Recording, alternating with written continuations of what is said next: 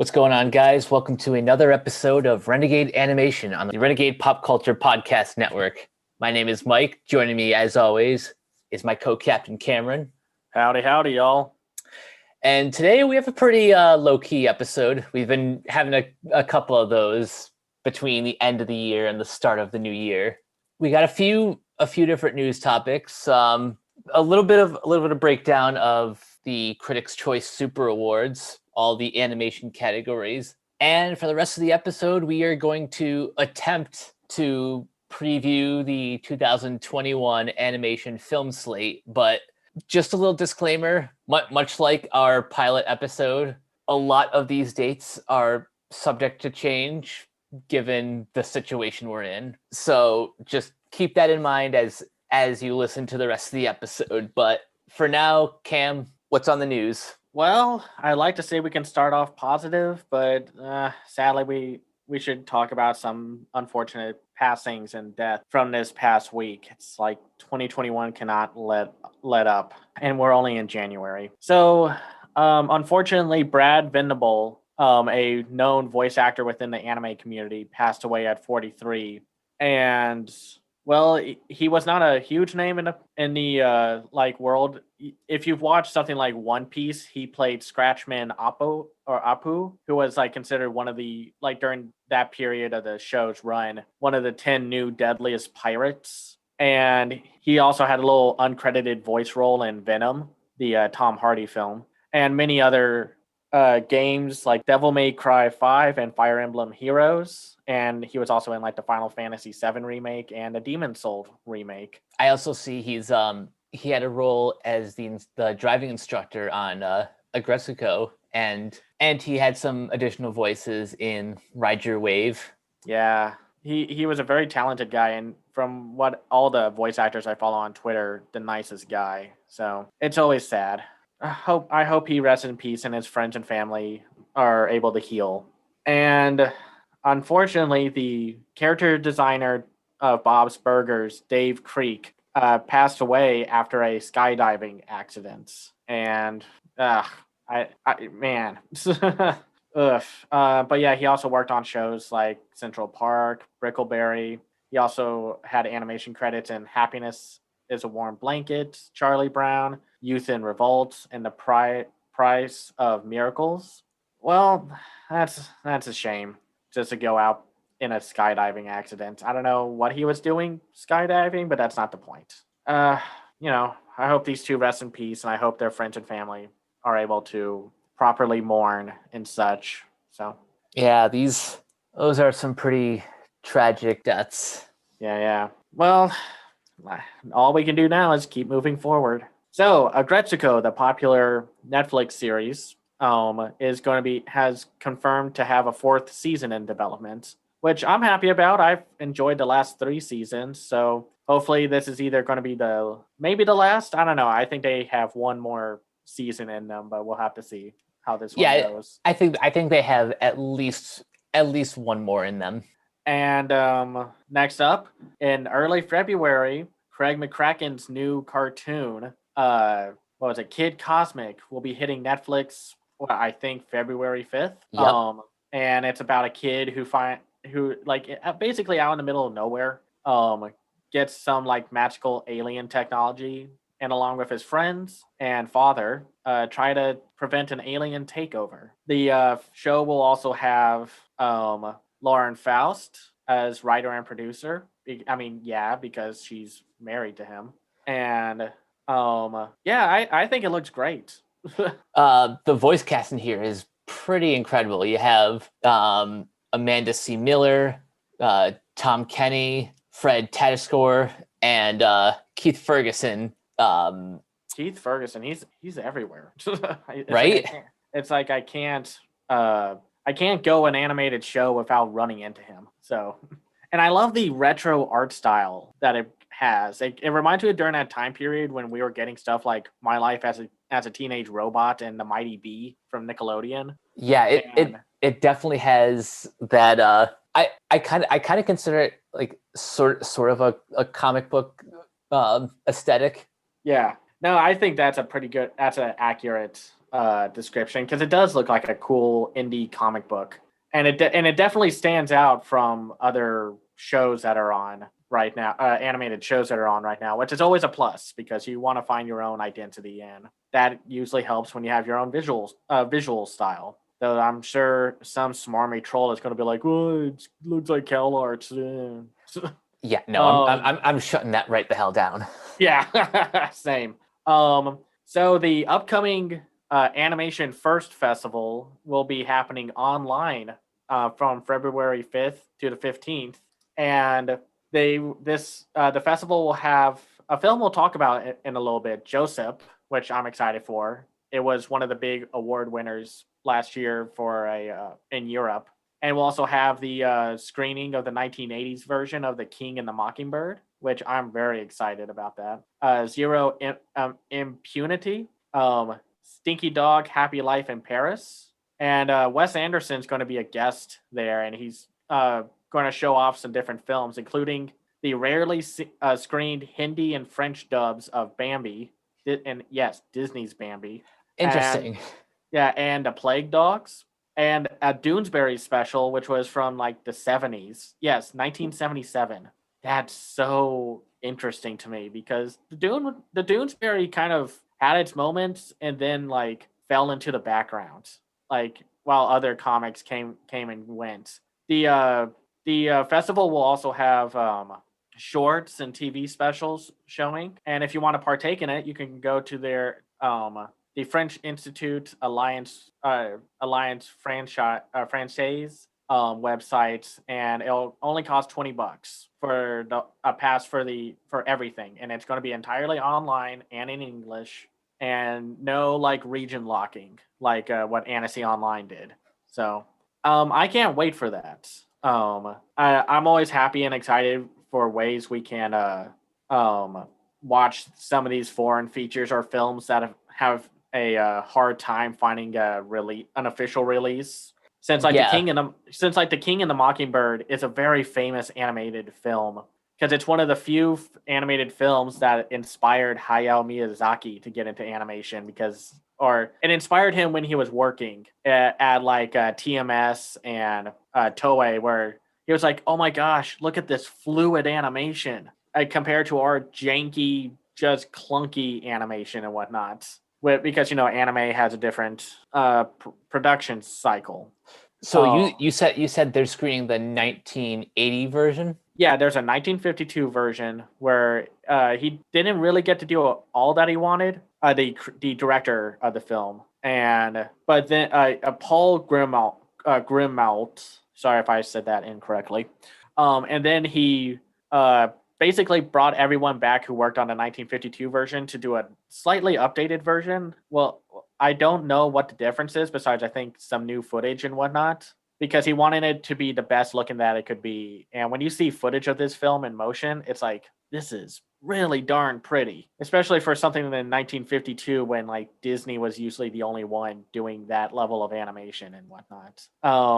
So speaking of Netflix, we have some news of a Witcher movie being made, an animated film that's coming out this year with animation done by Studio Mir. The film is called Witcher: Night of the Wolf. Now, have you seen the Witcher series on Netflix? I have not yet. It's on my ever-growing list of shows that I need to catch up on. Luckily, it's a live-action show, so we don't have to talk about it here. But I definitely want to talk about this movie when it comes out. Though I watched the first episode, and I did like Henry Cavill. I think they did a little too much, and from what I hear, the first season's a little rough. But that's the thing. The Witcher's a tough franchise to adapt. And let's see, what's next.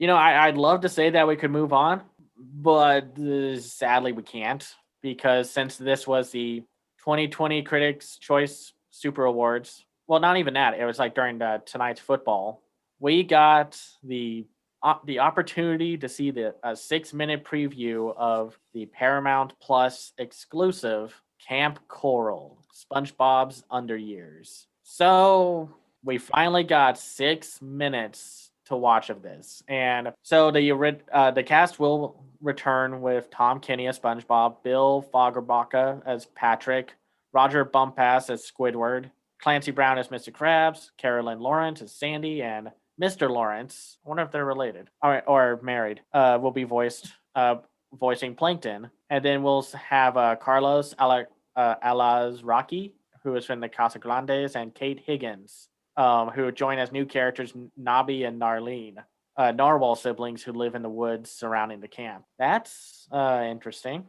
So everyone's favorite hyped number one show of 2021. It looks bad. Yeah.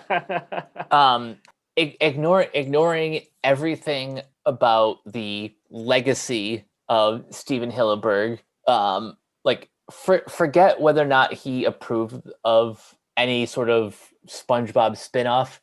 Just on its own merits, this looks it looks bad, but it looks bad in an almost inexcusable fashion. Yeah, so like I said, I used a VPN to watch Sponge on the Run, and it looks like it wants to be the Sponge on the Run visuals and CGI quality wise, but it looks unfinished. It looks like that Netflix film we saw, Fearless, where like backgrounds and the world around them looks very cheap, and then like the characters models look expressive enough, but there's just something off about them. It's not an uncanny valley thing. It's very much we are not able to match the visual movements of the movie with the TV budget that we are given. And even then, it's for a streaming service. You should throw a little more money that way. Okay, so for the record, we have no idea what the actual budget is for the series, but to put my criticism into perspective, Sponge on the Run, the movie, had a budget of $60 million, and I'm of the opinion that the show looks like it has about a fourth of that budget. So let's see, if you divide 60 by 4, I'll be generous and say a third. So that's still 20 million. And I got to be honest, even animated films that we've seen with that budget still look better than this. Yeah, something about the background and how the characters are composite on it look off. And it's like it's trying so hard to be cartoony, and yet it's not really hitting the mark. And you can kind of tell that some parts got a little more love, like when SpongeBob went to Krusty Krab's, or not the Krusty Krab, Mr. Krabs's cabin. It's like I think his movements were a little better than SpongeBob. Like really, out of anyone, his looked the best. But I don't know what happened here, and something about Nickelodeon and CGI animated cartoons do not work, and it says something about them. And I think it's either maybe a talent, maybe it's just the time periods they were released. They just don't look good, and they never look good. And then like you have the Miraculous Ladybug, but that was done by an outside studio in France, and it's like that one looks as good as it can be, but it looks better than everything else. I don't know. Do you have any other things to add, maybe? It's kind of sad when Jimmy Neutron is the best looking CGI animated feature or television series that aired on Nickelodeon. Yeah, and that one had the excuse of being super early CGI animation, and I know it was probably around maybe a little before or after reboots, but still. And yeah, you can laugh at some of the physics with the movements, like with running and such, but it still ages pretty well, all things considered. Like watching a few clips of it recently, just to compare it to Camp Coral, and yeah, I hope everyone's had fun working on this. I mean, who knows what the production work and like the behind the scenes are for this, since they never want that stuff to come out. Even though that's kind of what makes productions of shows and films interesting. We want to know what happens. And like this is no longer the era of like, oh, we can make it look squeaky clean and such. Like, oh, these people are having fun voicing the characters and whatnot. This is social media. And I know non-disclosure agreements are a thing. I've had to work under a few of those, and I do when I get screeners. But come on, there has to be some kind of story about the production cycle for this. I don't know. Yeah, Hopefully, I'm very curious to know what exactly was going on here. yeah. Oh well. I guess let's move on to the 2020 Critics' Choice Super Awards. Yeah, these are actually kind of fun to talk about. So for those who don't know, this is the very first year that the CW is airing the Critics' Choice Super Awards, which are all of like the genre categories for things like best action movie, best horror movie, best superhero movie, and then best animated feature is what we'll be focusing on. They also have awards for best animated series, best actor and actress in an animated series. So I'll go over those briefly. But let's start from the top. Let's start with best animated feature. Oh, okay, ripping off the Band-Aid then. Yeah. So the nominees were Onward, Over the Moon, a Shaun the Sheep movie, Farmageddon, The Willoughbys, Wolfwalkers, and the winner ultimately was Soul. I'd like to say that's recency bias, even if Soul is really, really good. But I'm not shocked about that. But it does kind of reek of recency bias a little. No offense. I don't blame you for thinking that. And you know, as of now, Soul is still my number one movie of 2020, so I can't complain that it got the No. win. Yeah. But as we continue discussing the award season, Wolfwalkers is the underdog that I am heavily rooting for. Wolfwalkers is my favorite animated film of the year. And Soul is like a second, but it also ties depending on how I'm feeling that day. I'm not disappointed by this lineup. I think yeah, it's like I love Lupin the Third, the first, but that wasn't going to get any nominees. And yes, I do think this is all a little too, maybe a little too just like what the bigger names were, because you know me, I like my mix of big and small animated films getting nominated with these things. But yeah, no, Onward, Over the Moon, a Shaun the Sheep movie, Farmageddon, the Willoughbys and Wolfwalkers and Soul. No, those are all good nominations. I do though have more of an issue with some of the voice actor nominees and Yeah, the ones who won. let's talk about that because there's uh no pun intended, but there's an elephant in the room we need to address. So for best voice actor in an animated movie, we have Will Forte for The Willoughbys, Tom Holland for Onward, John John Chris, Krasinski for Animal Crackers, which is that was cool. yeah, Chris Pratt for Onward, of course.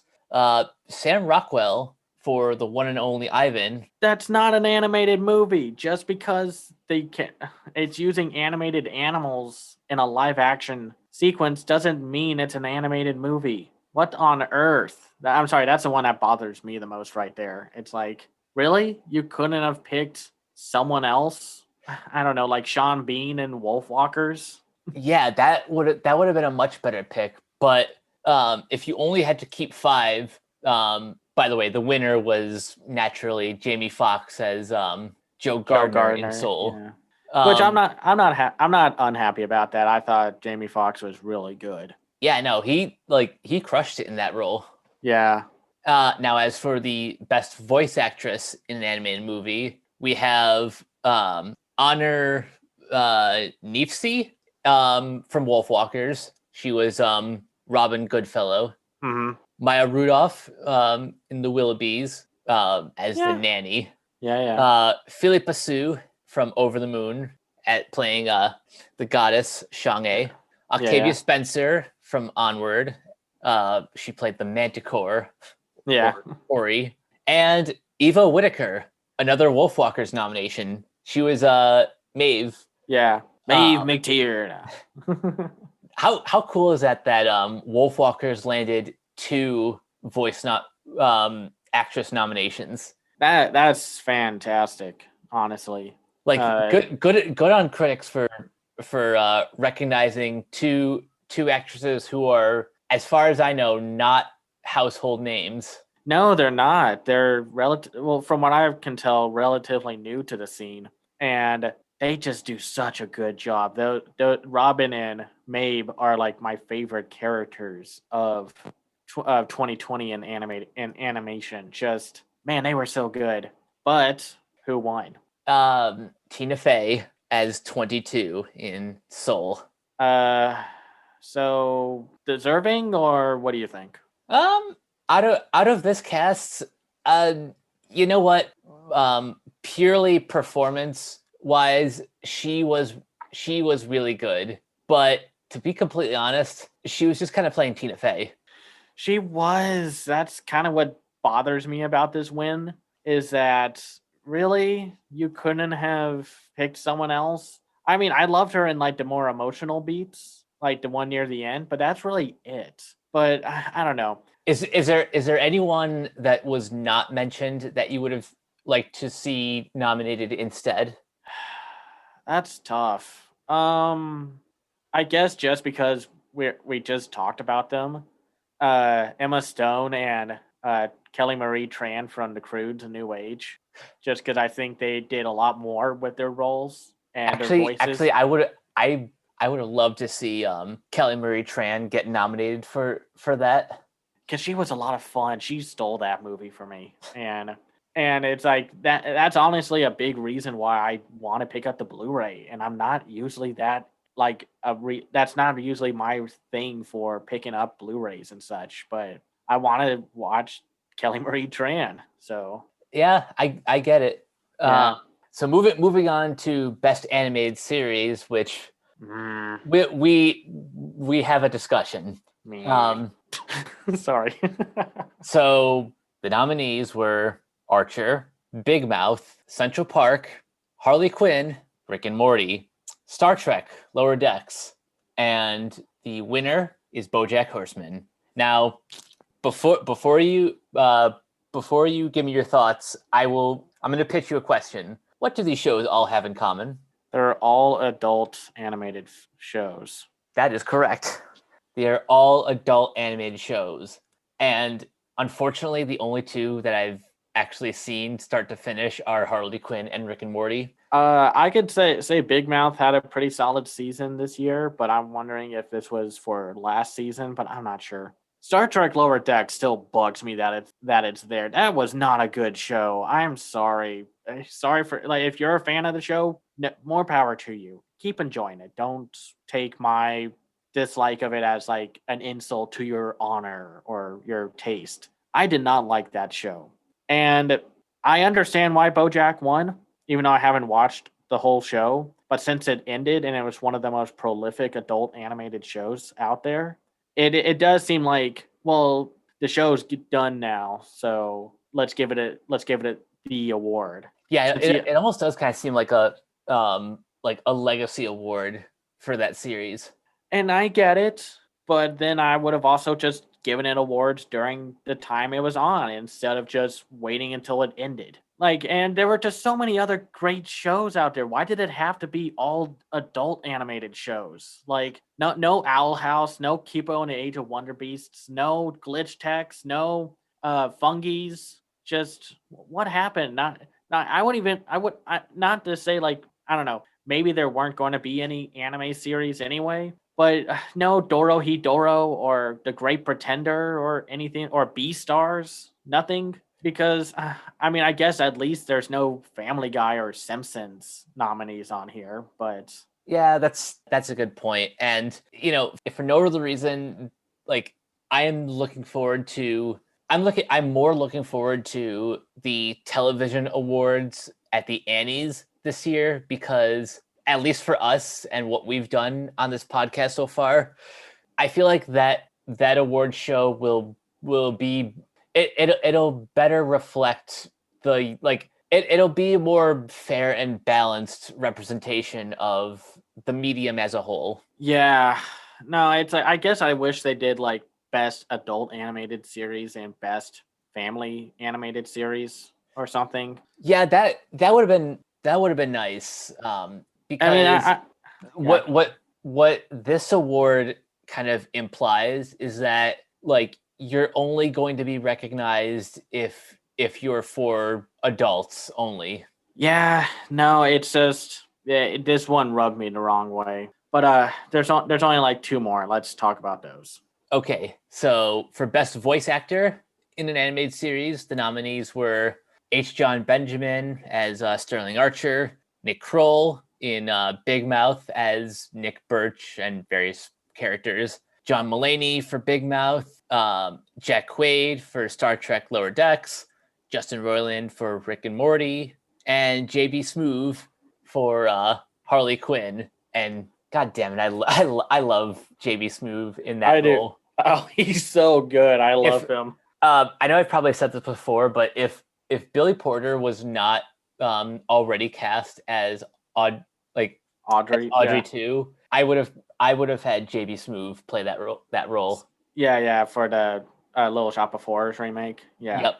And But of course, the winner was Will Arnett. yeah, for BoJack Horseman. And again, it's more kind of performative legacy stuff. But to be fair, from what I've seen, Will Arnett is actually really good. I know a lot of people kind of maybe have only seen him like in 30 Rock and whatnot, like his roles, like where he's more comedic.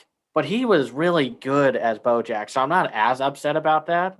I guess I'm a little more annoyed with again Star Trek Lower Decks. That not that Jack Quaid was bad or anything, but uh I don't know. It just seemed like he was a Morty type, Mhm. and it's like I already have a Morty. It's in Rick and Morty, and I guess it's like I don't know. I like Justin Roiland. I guess I don't know. I don't know if I would have nominated him, but what did you think about the male actors?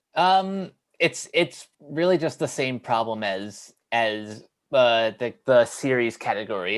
It's like it feels like this awards group is only really giving credit to adult animated series. Yeah, especially with some of these other award wins like Harley Quinn and not the animated film, the live action film. And then The Boys. But yeah, but let's go on to best voice actress. Okay, so the nominees are Tawny Newsome, Maya Rudolph. Oh, Tawny Newsome for Lower Decks, Maya Rudolph Mm, for Big Mouth, Amy Sedaris for BoJack Horseman. By the way, have you noticed Amy Sedaris is like popping up in like everything now? yes. She's in The Mandalorian. She's got a couple other roles. I just realized like recently that she has a bit role in Elf. Oh yeah. No, yeah, she's going to be in the new Boss Baby film. Yep. And oh yeah, and she is Caroline and BoJack Horseman, and man, she is everywhere. Good on her. Yeah, the other two nominees are both from Archer. You have Aisha Tyler and Jessica Walter, And the winner, and the winner is Kaylee Cuoco as Harley Quinn.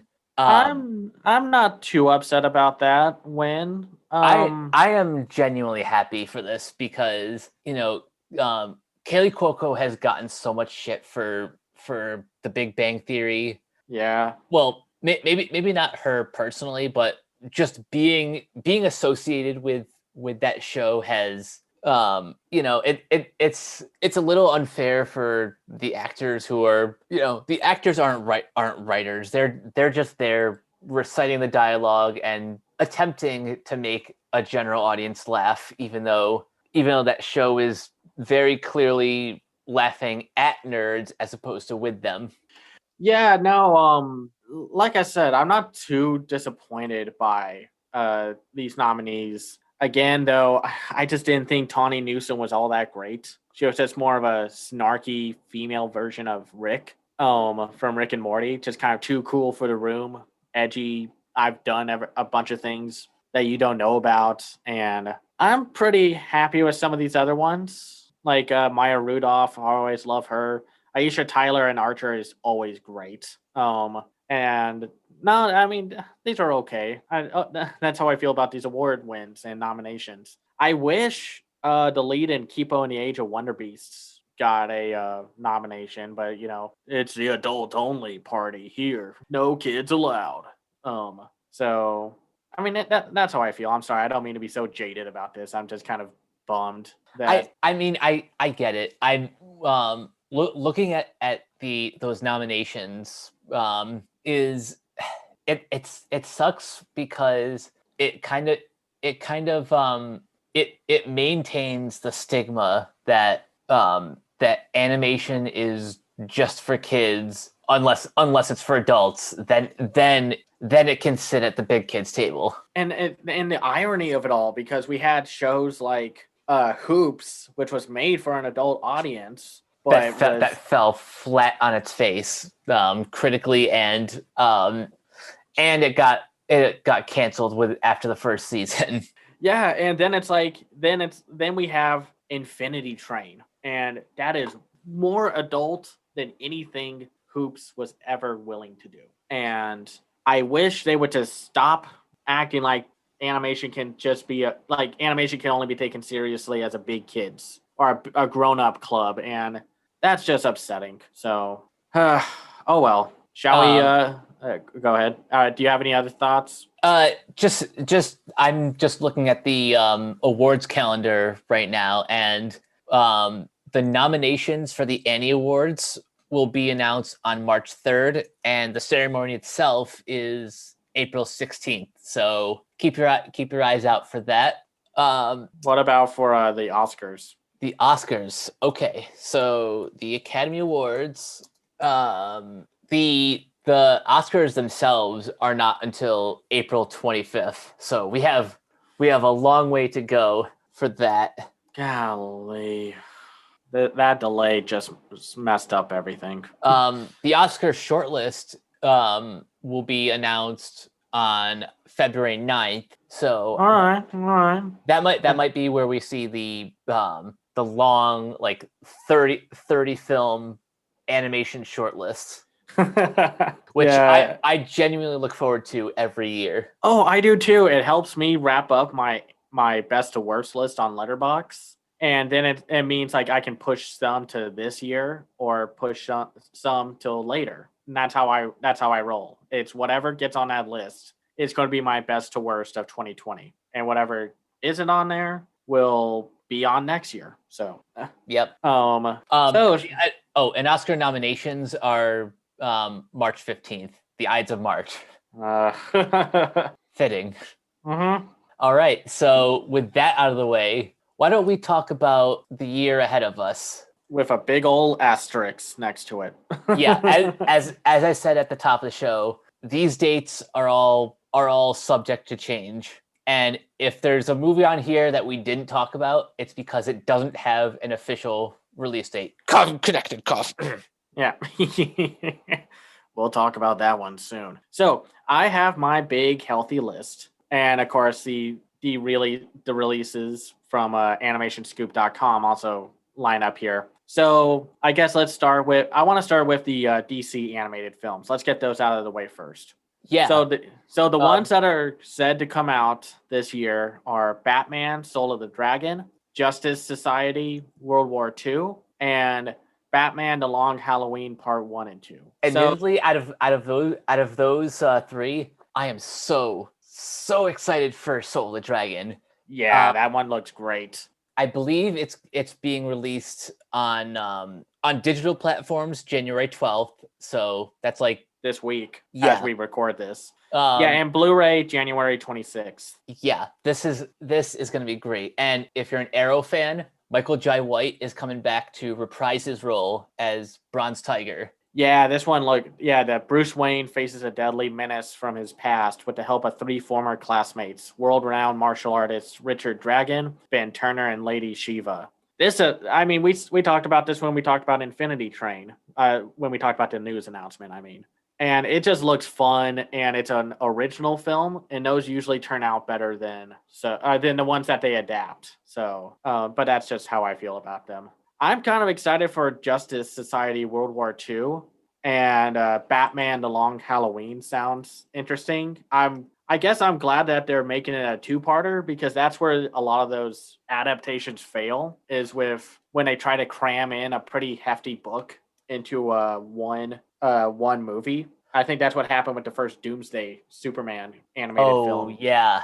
I still own my copy of Superman Doomsday, and I only give it a pass because it was DC's first like original animated film, but it still kind of pales in comparison to the comic, which was like a huge epic event, but also they kind of did that story better in other adaptations. Yeah, yeah. So Justice Society World War II is, I don't think it has like an official release date yet, but No, but it's probably going to be next. we got some of the voice cast. We have Stana Katic as Wonder Woman, Matt Bomer as the Flash, Eliza Rotaro as Black Canary, Mickey Mouse himself, Chris Diamantopoulos as Steve Tremor, Omid Abtahi as Hawkman, Matthew Mercer as Hourman, Armin Taylor as Jay Garrick, Liam McIntyre as Aquaman, Ashley Lathrop as Iris West,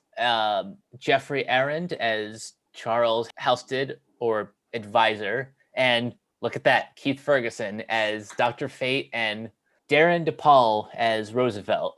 So I'm wondering, this is what I was wondering about because I kind of forgot. Is the Justice Society kind of like the old school Justice League kind of thing, like where? Kind Because of. I know they had like Hourman and a few other old fashioned superheroes on that one episode of Batman: Brave and the Bold, where they kind of talked about them. Because at first I was thinking like, was this the alternative universe Justice League where they were all like tyrannical dictators? But no, I think you're confusing that with the so in the Justice League animated series in the Bruce Timmiverse, there were the Justice Lords, which is kind of like the dark future version of the Justice League, where Superman kills Lex Luthor and he's like, we can rule the world. yeah. Yeah. And then in the comics and on Earth 3, this is like this is the version of Earth that all the heroes are villains and Lex Luthor is the only hero who can stand up to them. They are the crime syndicate of America. Interesting. So, okay, I was just making sure because I was just like World War II and Justice Society. This must be the older one, but I wanted to make sure. You're actually not far off. Before the multiverse was kind of like reestablished in DC Comics, there was a point where yes, the Justice Society were like the older generation of heroes before the Justice League was founded, and that's even true in real life. The Justice League wasn't formed until the early 60s, but in like the late 30s, early 40s, the one of the first big like superhero team ups at DC was there was the All-Star Squadron, and then there was the Justice Society. Interesting. Okay, so and now Batman: Long Halloween. I'm reading the synopsis for this, and it sounds actually kind of cool. Like just Batman in his early days, finding a mysterious killer named Holiday, and from what it looks like, this is the comic that was known to reintroduce Calendar Man. And I'm hoping this is going to be better than that Batman Hush comic from 2 years ago. I did not like that movie. I never saw the Batman Hush movie, and I was honestly kind of putting it off on purpose because I love the Hush comic. It's one of it's like one of those like essential. It's one of those essential reads if you're just picking up Batman stories for the first time, and the same could be said for The Long Halloween.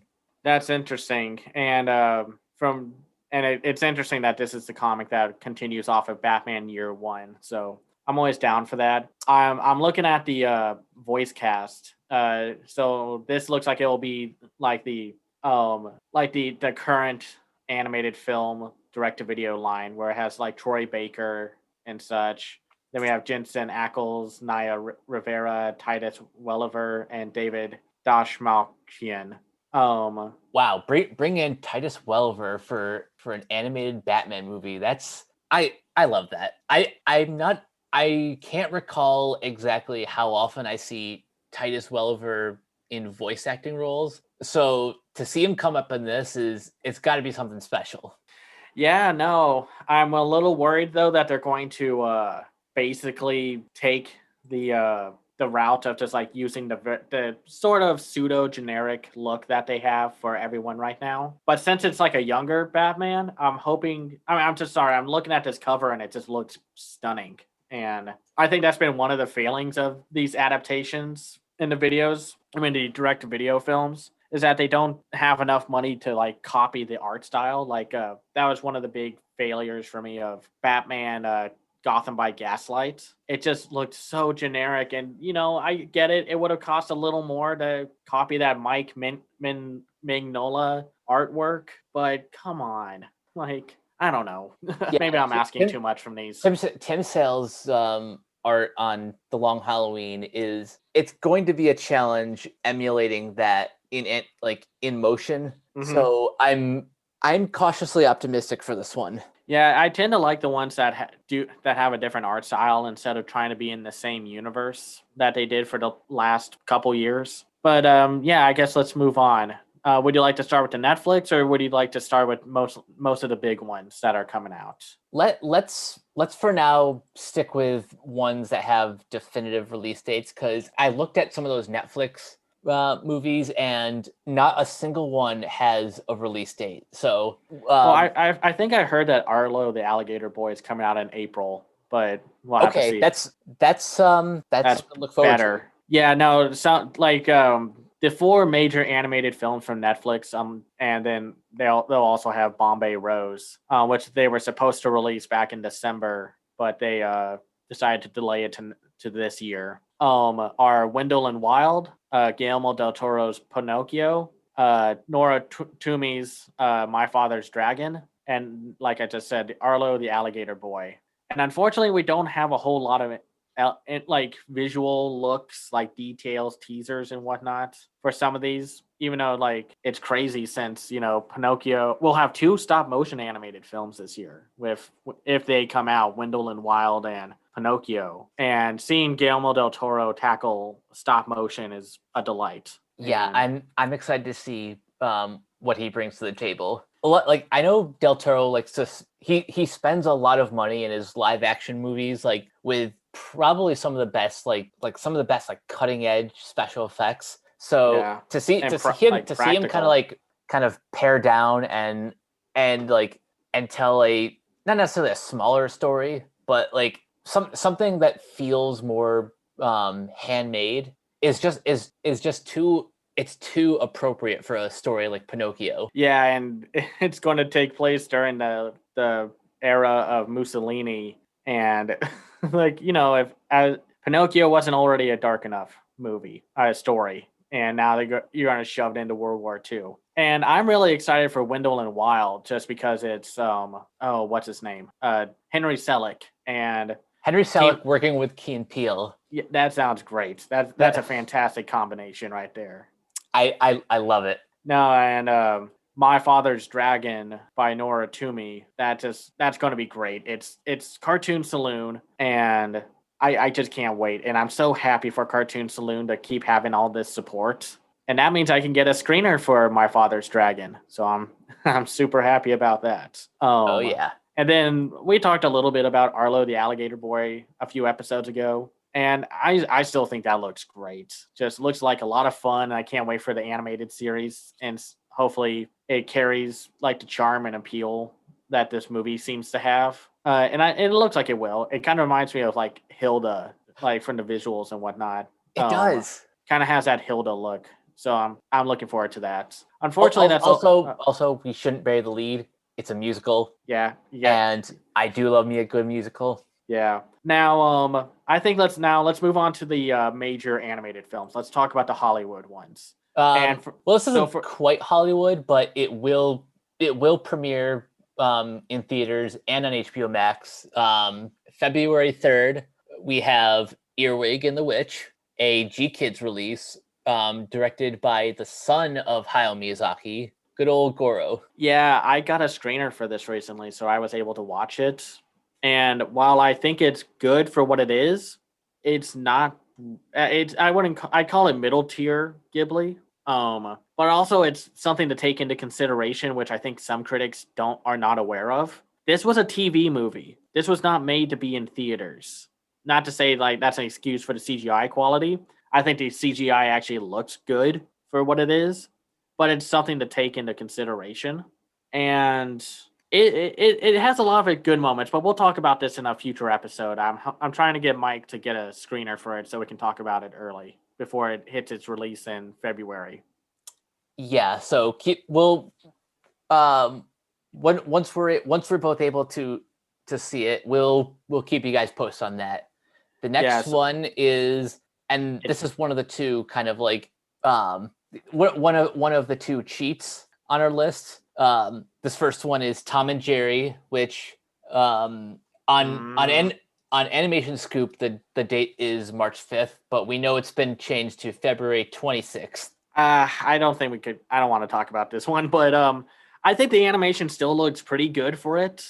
I just don't know how the story's going to be. That's really going to be my stinking point because the animation looks great, but it's that story that kind of has me worried. And it's also more live action than I'm willing to say it's like an animated film, but that's just me. I'll be honest, the only reason I think we should cover it is because Tom and Jerry themselves are legacy characters. So to completely ignore the movie would be a little bit irresponsible, but I understand your reservations.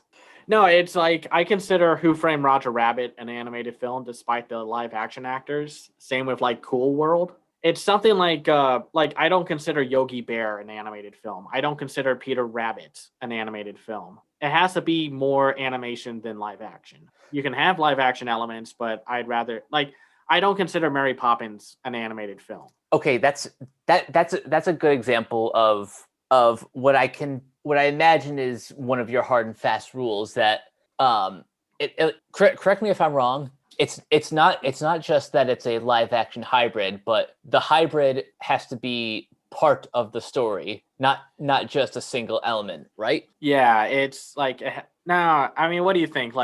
I'm willing to tackle this film. I'll say that. So like for this podcast, I just don't think I'm going to personally review it.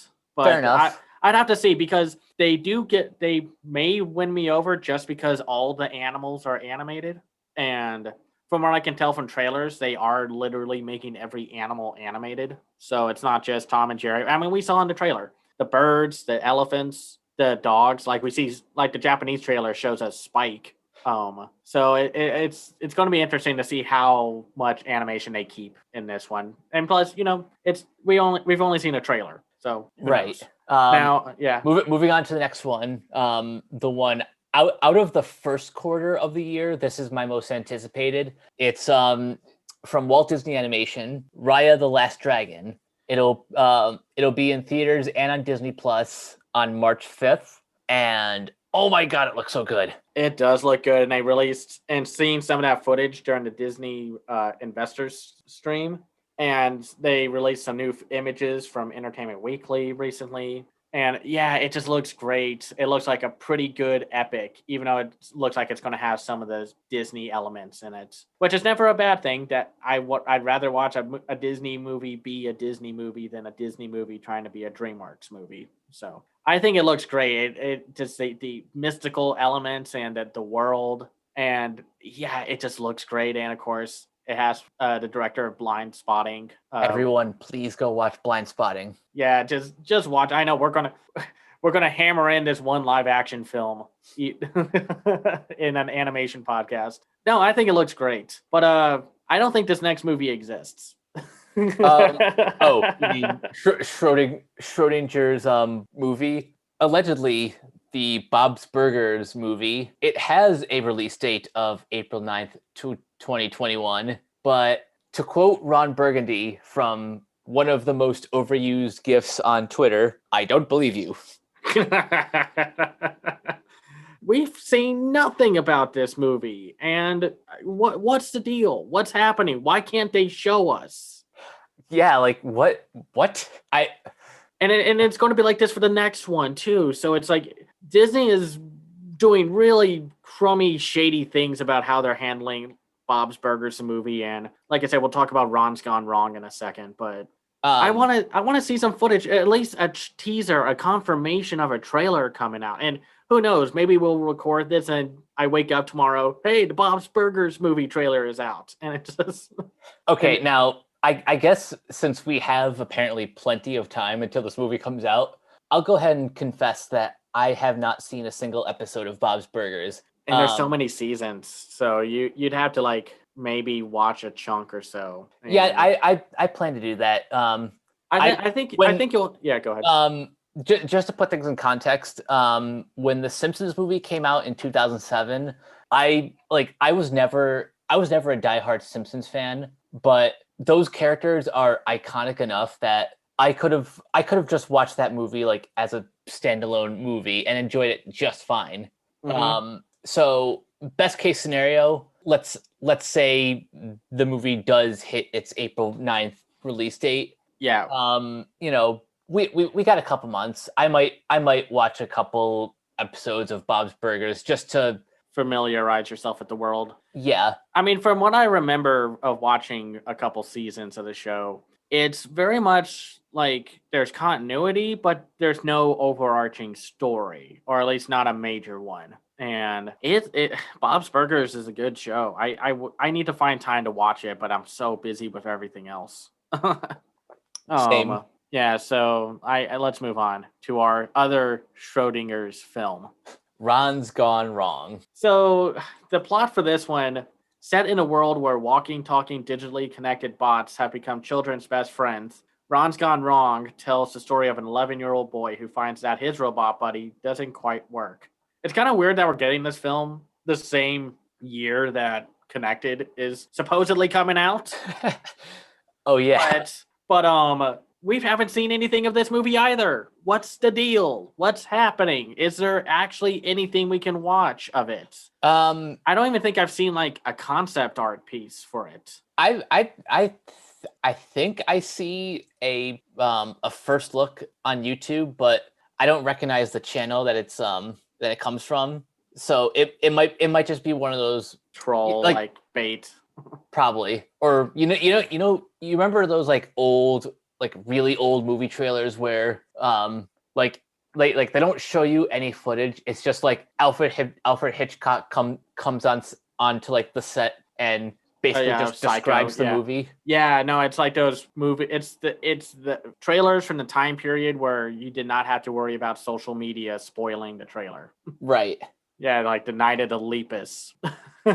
Seriously, that trailer and history of that film is bananas. But yeah, no. Hopefully, we hear something soon for Ron's Gone Wrong, or something went wrong with Ron's Gone Wrong. So yeah, we'll have to see. So next up, we have Paramount's newest animated film, which I'm a little shocked that they didn't think about moving this one to Apple Plus either during that deal that they're supposedly doing. Rumble, the big kaiju wrestling movie that has Will Arnett and what's the other guy's name? The Terry. Terry Crews. Yeah, Terry Crews. And this is the animated film that's being done by Real Effects Entertainment, the guys who did the Scoop movie and the Book of Life. Yep. And this film also has Geraldine Viswanathan and then Fred Meelan. Let me try that name. It's Viswanathan. Yeah, sorry that if we got that name wrong. I deeply apologize. And it looks fine. It looks like it could have potential. Like, I don't know. I kind of dig the idea that it's a giant monster wrestling movie. And you think, and maybe that's also because the WWE Studios is attached to this, which is kind of makes this awkward due to, the recent issues and controversies with that company. Yeah. So, yeah. Well, it's interesting because there's also like, here's the voice cast. So we have Geraldine, Will Arnett, Terry Crews, Becky Lynch, Roman Reigns, Ben Schwartz, Man, he's everywhere. Jimmy Tatro, Susan Kelechi Watson, Carlos Gomez, Tony Danza. Charles Barkley, Chris Eubank, Bridge Everett. Yeah, it's interesting. So I don't know. I'm a little shocked that they haven't done a giant monster wrestling movie yet, because you think that would be a lot of fun to watch. Right? But do you have any thoughts? I'm always hesitant when it comes to WWE studios. And this was even before a lot of those controversies Showed up, yeah.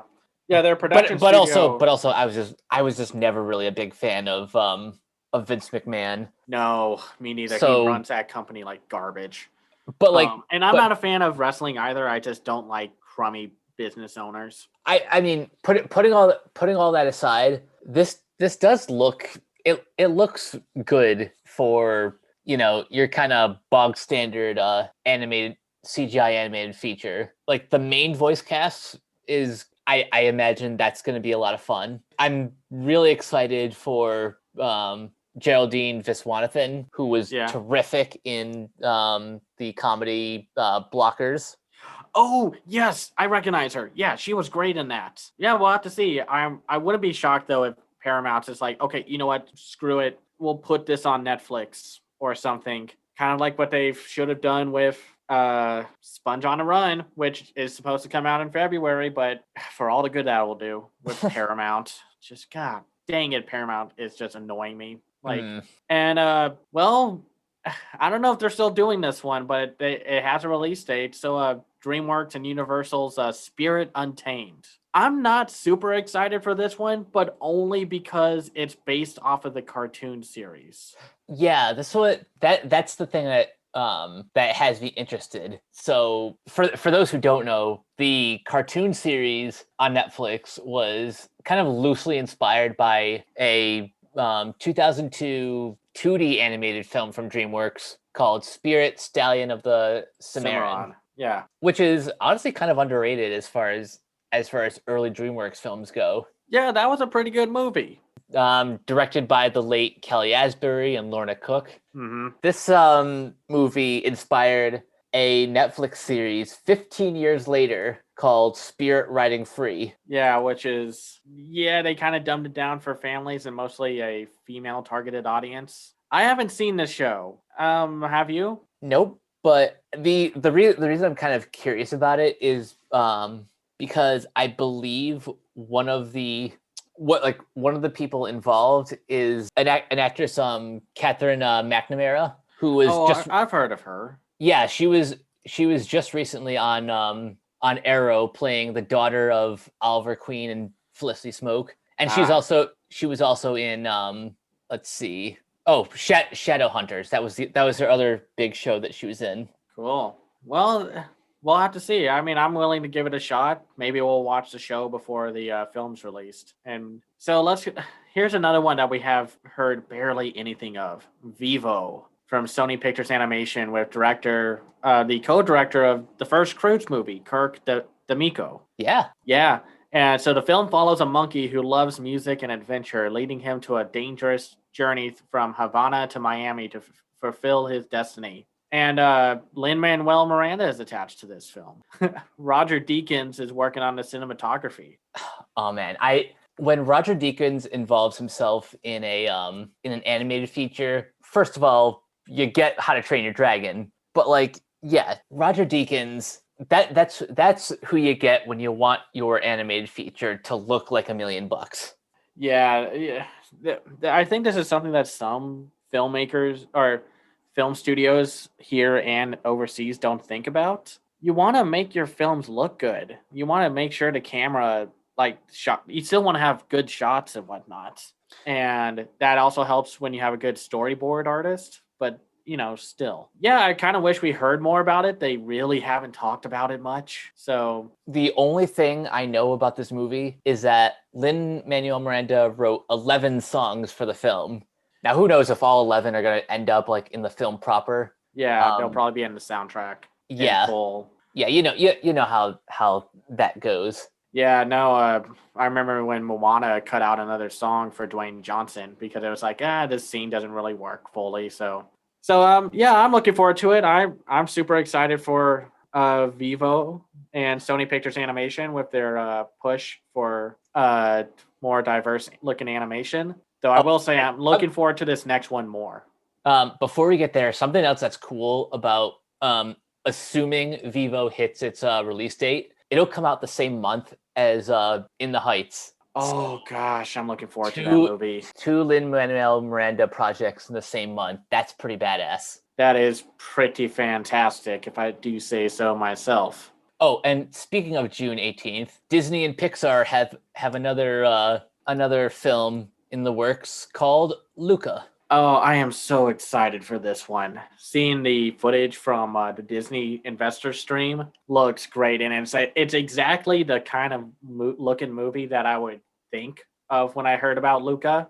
Just its look, the animation looked fantastic. I love the designs, and I know we're going to see a fish man or like see one of the kids turn out to be a fish monster. So we'll have to see how that goes. You can see a little tease of that in Inside Pixar with the I think it's the second episode where the it's the character designer and head artist for a lot of Pixar and such.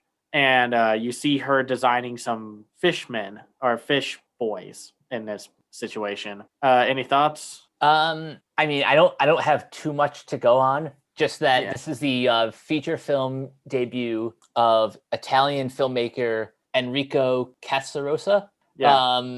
He made his debut at Pixar directing the short La Luna, Yeah. and he was also a story artist on Piper. Yeah, that makes sense. No, this is one of my most anticipated films of the year, and I don't know, just something to see Pixar do a slice of life kind of story. That's me. It's slice of life, but with a little bit of magical realism too. Yeah, I know everyone's calling this Pixar's "Call Me by Your Name." Believe me, I understand the comparisons on the surface, Yeah, but it's going to be a different movie.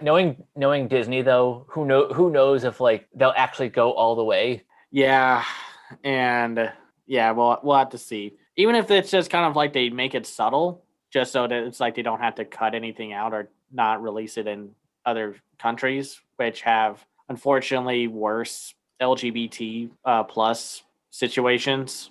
But no, we'll have to see what exactly the story is and like what the connection will be if it's just two really good friends or more. We'll have to see. I loved some of the little details. Like one of the boys is just kind of casually eating, like licking the ice cream in the footage, and then you see the other boy like just basically shove the cone and ice cream into his mouth. And like I said, it just looks great. So it was weird not to have an Illumination Entertainment film last year, Right? and that hasn't happened in a while. So having Minions: The Rise of Gru back on the slate for a supposed July 2nd, yeah 2021. yeah, and it's the same story. Nothing's changed. It's the same story. It's the sequel to Minions, and it's about the Minions helping a young Gru and them having to take down an evil alliance of villains. I like the villain ideas, especially when they have the voice cast with like Taraji P. Henson as Bella Bottom, the leader of the Vicious Six, and then you have like Jean-Claude Van Damme as Jean-Claude, the giant lobster clawed member of the Vicious Six. His name is John Claude. Yeah, I love it. You better have a sense of humor to just have some fun with that pun. Then you got like Lucy Lawless as Nunchuck, the nun villain of the Vicious Six. Dolph Lundgren as Vengeance, Danny Trejo as Stronghold, and Alan Arkin as Wild Knuckles. Oh no, sorry, his character is the former leader of the Vicious Six. Yep. So and Julie Andrews is in this. Let's see who else. RZA supposedly has a role in Michelle Yao, and I will say I wish they got a different actor instead of Steve Carell. Not because I don't like him, but I don't know. I feel like he shouldn't be voicing a kid character. I get that. I also think like I also think it's just kind of funny to think that Gru pretty much had the same voice his entire life. Yeah, that's true. That's true. And I still remember the trailer. It looked cute. It looked funny. I don't know. I'm not going to be as instantly dismissive of this as like so many of the animation snobs are. I could go for a fun time, like just a I harmless I have film. never been an Illumination snob. Like one of my first like controversial reviews, I kind of gave high praise to the first Minions just for being like a fun like Looney Tunes esque romp Yeah, with Kevin, Stuart, and Bob pretty much just gallivanting around London in the '60s. yeah, And and who was the villain in that? Who was the actress that they got for the um, villain? Sandra Sandra Bullock, I Bullock. think. She was a lot of fun. I liked her in that one. They know how to work with actors. Yeah, and when it comes to I don't know if I can speak for other Illumination films, but specifically the Despicable Me franchise, they have the most primal like comedic timing. Like Yeah, just in terms of just really solid visual gags and dialogue. yeah. It's nothing groundbreaking, but it's like when it works, it works. I still get a huge kick out of Despicable Me 3 with the minions in jail, and all the prisoners are just like horrified of them. And no, I think it's very cute. Yeah, not all the jokes work for me in these Despicable Me films, but when they work, they can be really funny. I do. My favorite still is the evil minions in Despicable Me 2 that just go ah, ah. Oh gosh, and I don't know why, but that gets me every time. I love the villain in the second movie where he's so like tough and macho.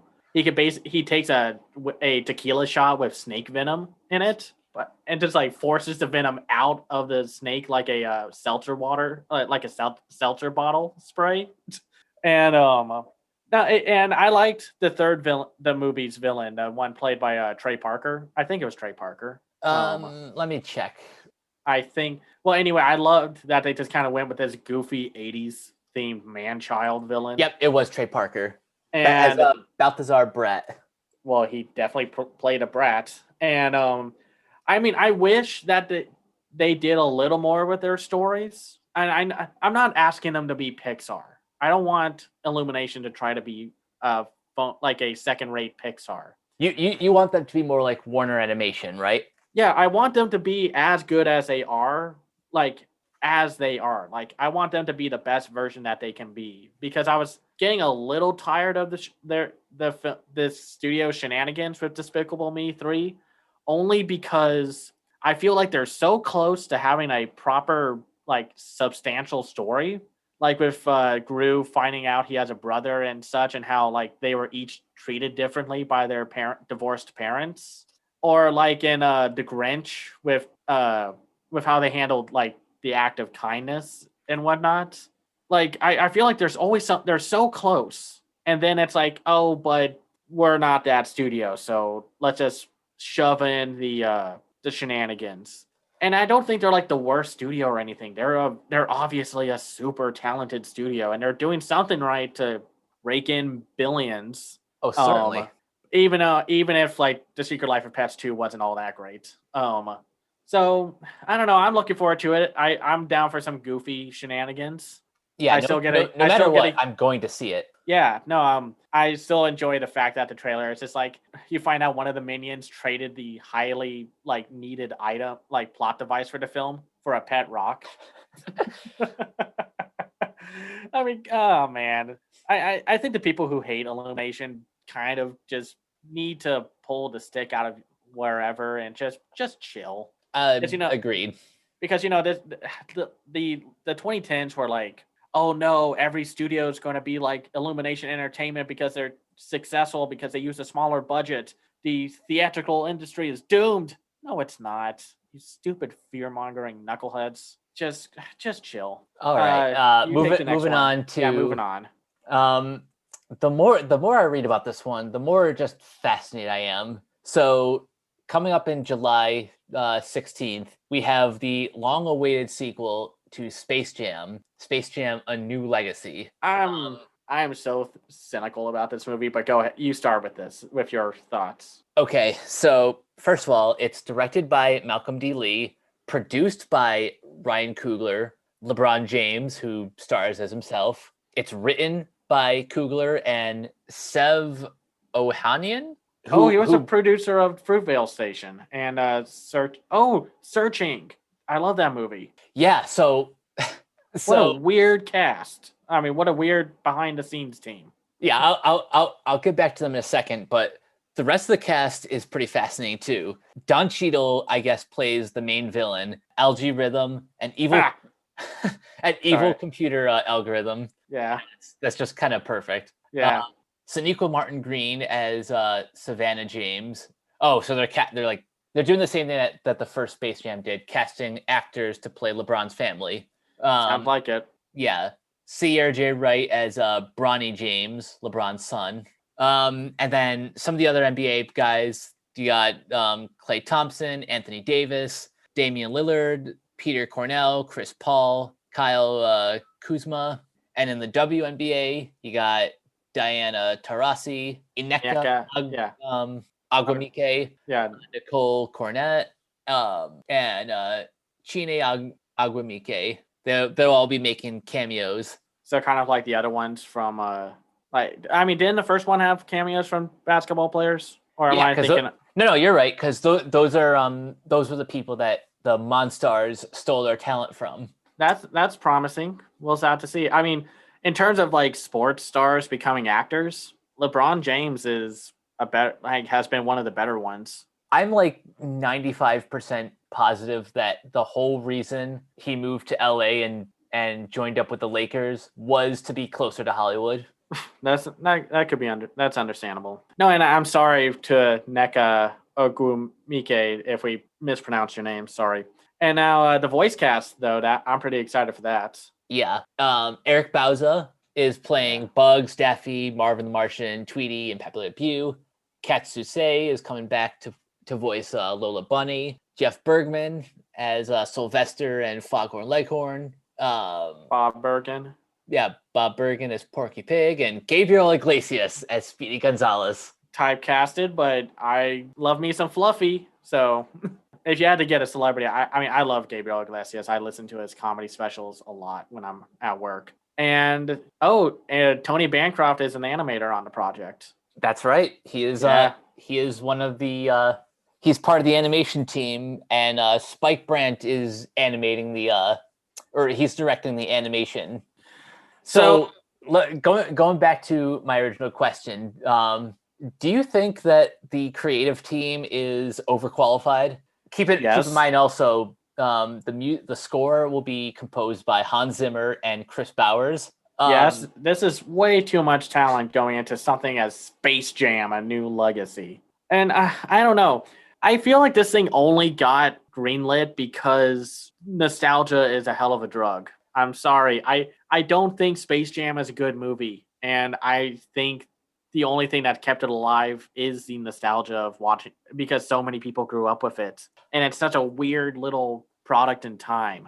Oh, it's basically the hocus pocus for animation fans. Like it's so dated.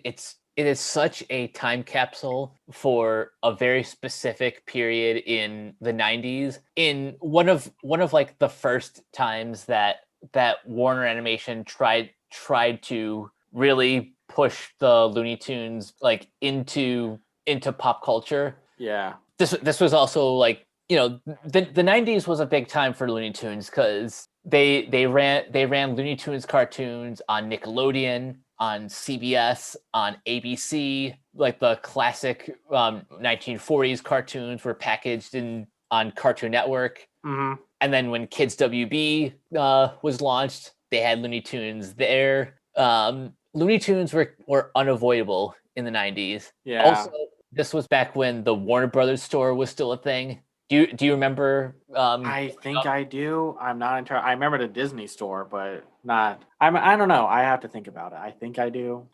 I don't really have as much tangible memory of the Warner Brothers store as I do the Disney store, but I do remember going there once because we used to have like the bags of like Bugs Bunny and Daffy, so I know I've been there before. But like you said, nostalgia is a hell of a drug.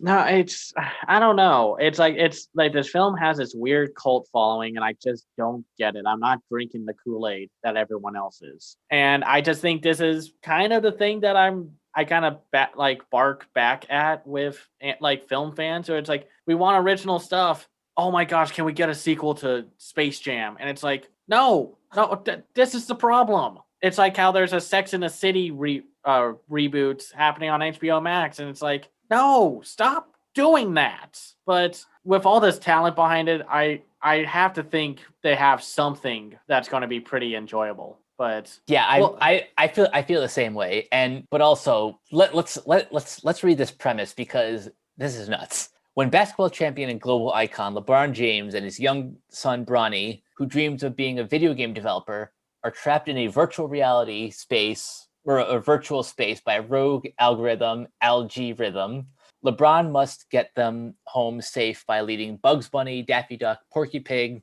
Lola Bunny, and the whole gang of notoriously undisciplined Looney Tunes to victory over the algae's digitized champions on the court. that's bonkers. Like, oh my gosh. There's no guarantee that this movie is going to be any good. It's very possible that Coogler and his writing partner slash producer are just in it for the money. Which is fine. Everybody needs a Or paycheck. they just really wanted to work with Malcolm D. Lee on a project. And But oh, I Malcolm D. Lee. He did Undercover Brother. I love that movie. yeah, and he also did Girls Trip, and he's also done the Best Man series, or at least the Best Man Holiday. Okay. Now I'm a little more curious, but I'm still just kind of I don't know if I really want to see one, but we'll have to see. We got another Sony animated film that there's been no real details about. We're getting Uh, a Hotel Transylvania 4. okay, yeah, I think there's kind of enough to talk about. There's not really plot wise, but this is the first film that Gendy Tartakovsky is not going to direct. He is He's a writer and producer, but yeah, he's a writer and producer, but in the director's chair we have Derek Dryman and Jennifer Kluska. Yeah. What has Derek Dryman done? Because that name sounds familiar. I know he's a storyboard artist. He's worked on shows like Rocko's Modern Life, Hey Arnold, Kablam, Cat Dog. Yeah, that's really Um, it. Like a lot of Nickelodeon shows. yeah, He's worked on he's worked on SpongeBob. He worked on the art department for Monsters vs. Aliens. he was an executive producer for Adventure Time. Yeah, no, he has a lot. And Jennifer Kluska has worked on DC Superhero Girls as a producer. She was in the art department for a B movie. And Cloudy with a Chance of Meatballs 2. Let's see, Wild Kratts. I've heard about that show. Yeah. And that's it. And then like was a storyboard artist for Smurfs: The Lost Village. But I don't see any like plot details. So Yeah, there's not really much we can say story wise. All we know is that this is coming out August 6th, allegedly. yeah, allegedly. Now, the next movie on the list is one that we don't have to bring up in an episode proper, but we at least want to address that it's on the list. It's Paw Patrol, the movie. Man, I don't want to talk about this movie. I want to keep away from the preschool stuff. But Yeah, only I think we're gonna. This is just a public service announcement. If you have kids who are fans of the Paw Patrol series and you want to take them to their first feature film, then by all means, knock yourselves out. yeah, no, I don't blame the people who are attached to this, like Kim Kardashian, Jimmy Kimmel, Dax Shepard, and Tyler Perry and Randall Park. Like, hey, you get to be in something that your kids can watch. And young Sheldon's main character, Lane Armitage, is going to be in it also. But yeah, we want to keep away from that age group area of films.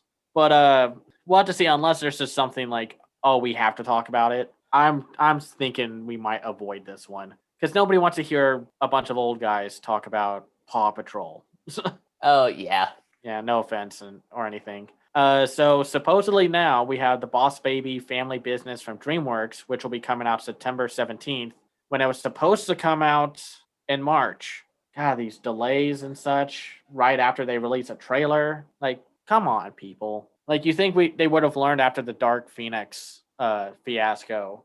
but Oh uh yeah, but otherwise, I'm still looking forward to the Boss Baby 2. Or Boss same. Baby. I still love the premise, and I'm glad to see that we're getting Alec Baldwin back. I'm still kind of curious how, like, why James Marsden is there instead of Tobey Maguire. But I like, yeah. But now we also have Amy Sedaris, Ariana Greenblatt, Ava Longoria, and Jeff Goldblum as the villain.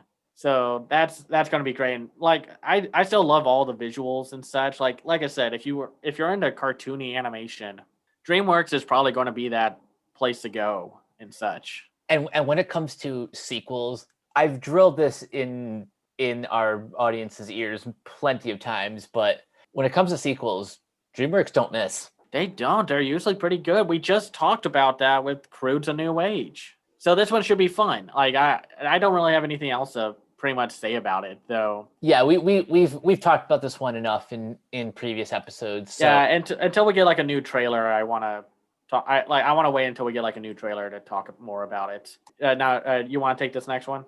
Yeah, I'll go ahead with this one. So we don't have much story wise, but the Addams Family 2 was announced pretty much like Last right year. after the first one opened in 2019. Yeah. So it's scheduled for October 22nd. Well, we'll see. Actually, no, I take that back. It was pushed up to October 8th. Oh.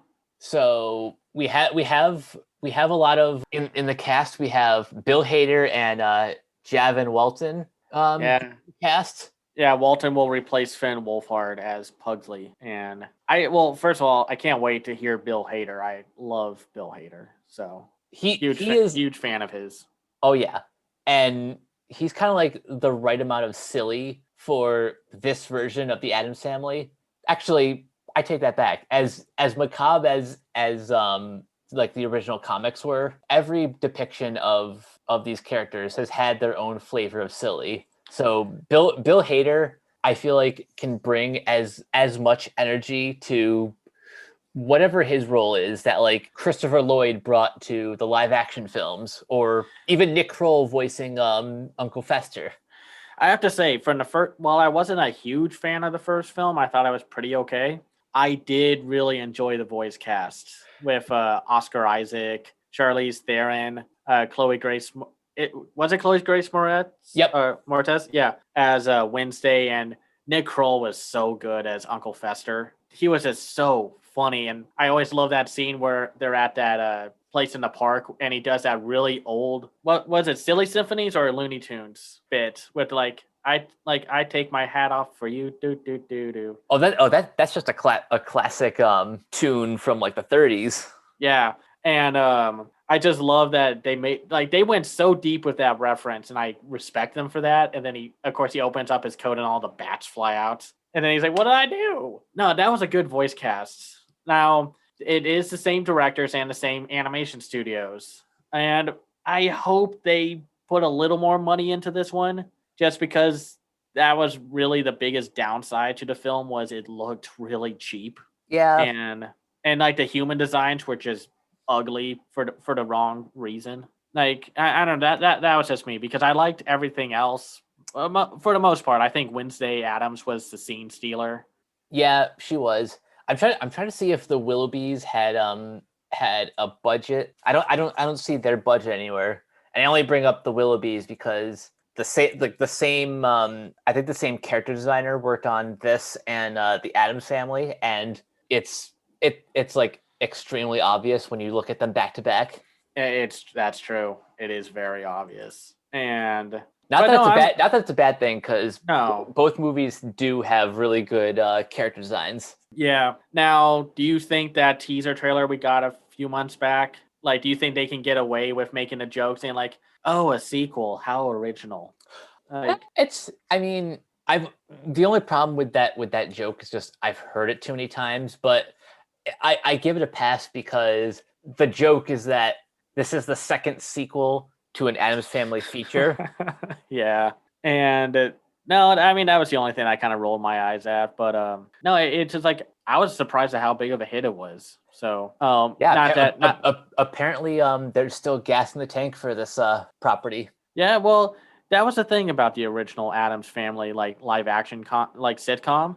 It was way different than the other sitcoms that were around because instead of like, oh, I'm a normal person in a weird like new environment, it's weird people in a normal environment and they just did not care about what others thought of them, which was that was the appeal. They were different and they embraced it. They like there are so many videos and articles talking about like the nuance of the Addams family and just like the character dynamics and like how Gomez and Morticia Adams have like the most healthy relationship. Oh yeah. Probably, I'm looking forward to it. At least seeing what they do. I hope they don't waste the talent because that's always the biggest thing. Where it's don't waste the millions of dollars going into these celebrities. This next one is from Disney, from in their usual November 24th release spot with Encanto. And until we find out if there's more official information about it, there's not a whole lot here for this one. And I'm looking forward to this. I'm digging what Disney and Pixar are doing with their films lineups. And I just realized that with Encanto and Vivo and in the Heights, This will be Lin Manuel's third film on the calendar. yeah. So good for him, and it's good. We have three films that have diversity in them, like with different person of color actors and such, and characters, and same with Luca. And I'm digging that. So, I mean, there's not much to say about Encanto. I mean, do you have any thoughts, or should we just move on to the final of the major films? Really, all I have to go on is like the 30-second preview that they showed around the time of the Investor Day call. Yeah. So we'll move on then to Sing 2, the last of the big US features. Oh, well, actually not. We have one more to talk about. So Sing 2, we kind of talked about this last time with the episode with PJ Campbell with Lupin the Third the First. And there's not much else. There's the film follows Buster and his new cast who now have their sights set on debuting a new show at the Crystal Tower Theater in glamorous Red Shore City. But with no connections, he and his singers must sneak into the Crystal Entertainment offices run by the ruthless wolf Mongol Jimmy Crystal, where the gang pitches the ridiculous idea of casting the Lion Rock legend Clay Calloway in their show. Buster must embark on a quest to find the now isolated Clay and persuade him to return to the stage. Of course, it's like we have like new actors in here, like Bobby Cannavale as Jimmy Crystal, Hazley as Porsche Crystal, Pharrell Williams as Alfonso, the ice cream truck owner, Letitia Wright as Vivace. Sorry if I said that wrong, and we'll see how long that goes depending on what happens. And then our favorite casting, Eric Andre as Elwood Yak. I love it. And Chelsea Peretti as Dixie, Bono as Clay Calloway. I liked Sing. So, I mean, yes, it could have been better in some ways, but overall, it's still Illumination's best film.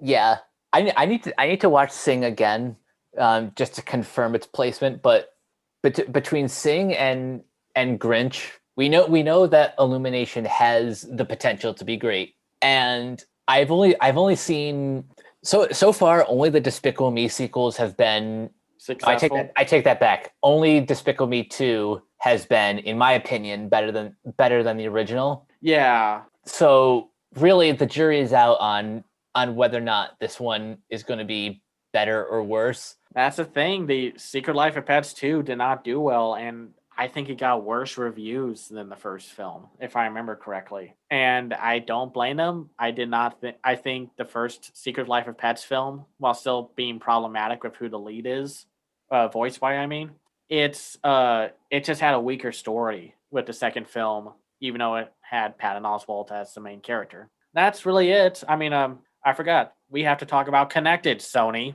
Where is it?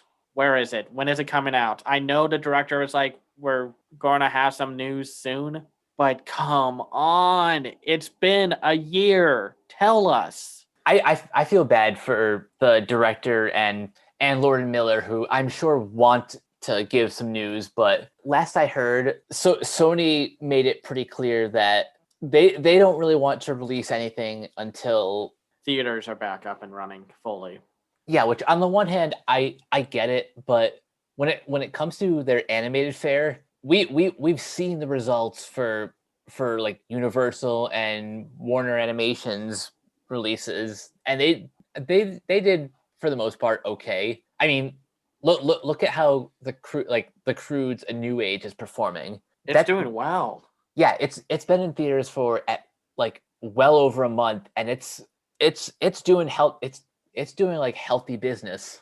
Yeah, I think animated films have much more mileage for doing well in theaters and such. And I know Soul probably would have done well also, but I think there's no excuse until everything is better. I think every studio needs to think about doing a on demand premiere release and a theatrical release at the same time.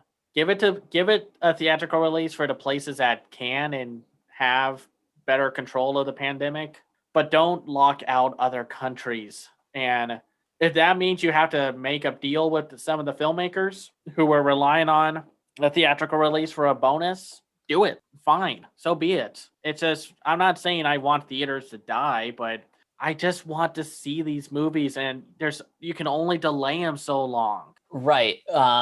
So something PJ and I have talked about a lot is that these films have a very limited shelf life because like investors of these major studios, they want to see a return on their investment, A, and B, studios like Sony, Universal, Paramount, etc. They've pretty much already spent their marketing budget, so it sucks when these films are kind of stuck in release limbo. Yeah, yeah, I was about to say that.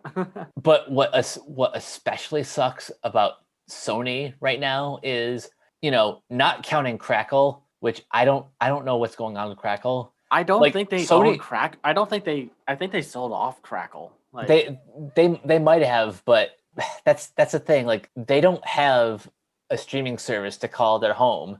Like Paramount does have CBS All Access, soon to be retitled Paramount Plus, and they've been in bed with Netflix for a while.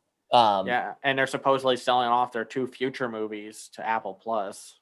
Yeah, so I see a couple options if Sony needs to put their film somewhere, they can go to Amazon Prime, who they they've worked with to distribute The Boys, and I guess some of their other projects. Mm-hmm.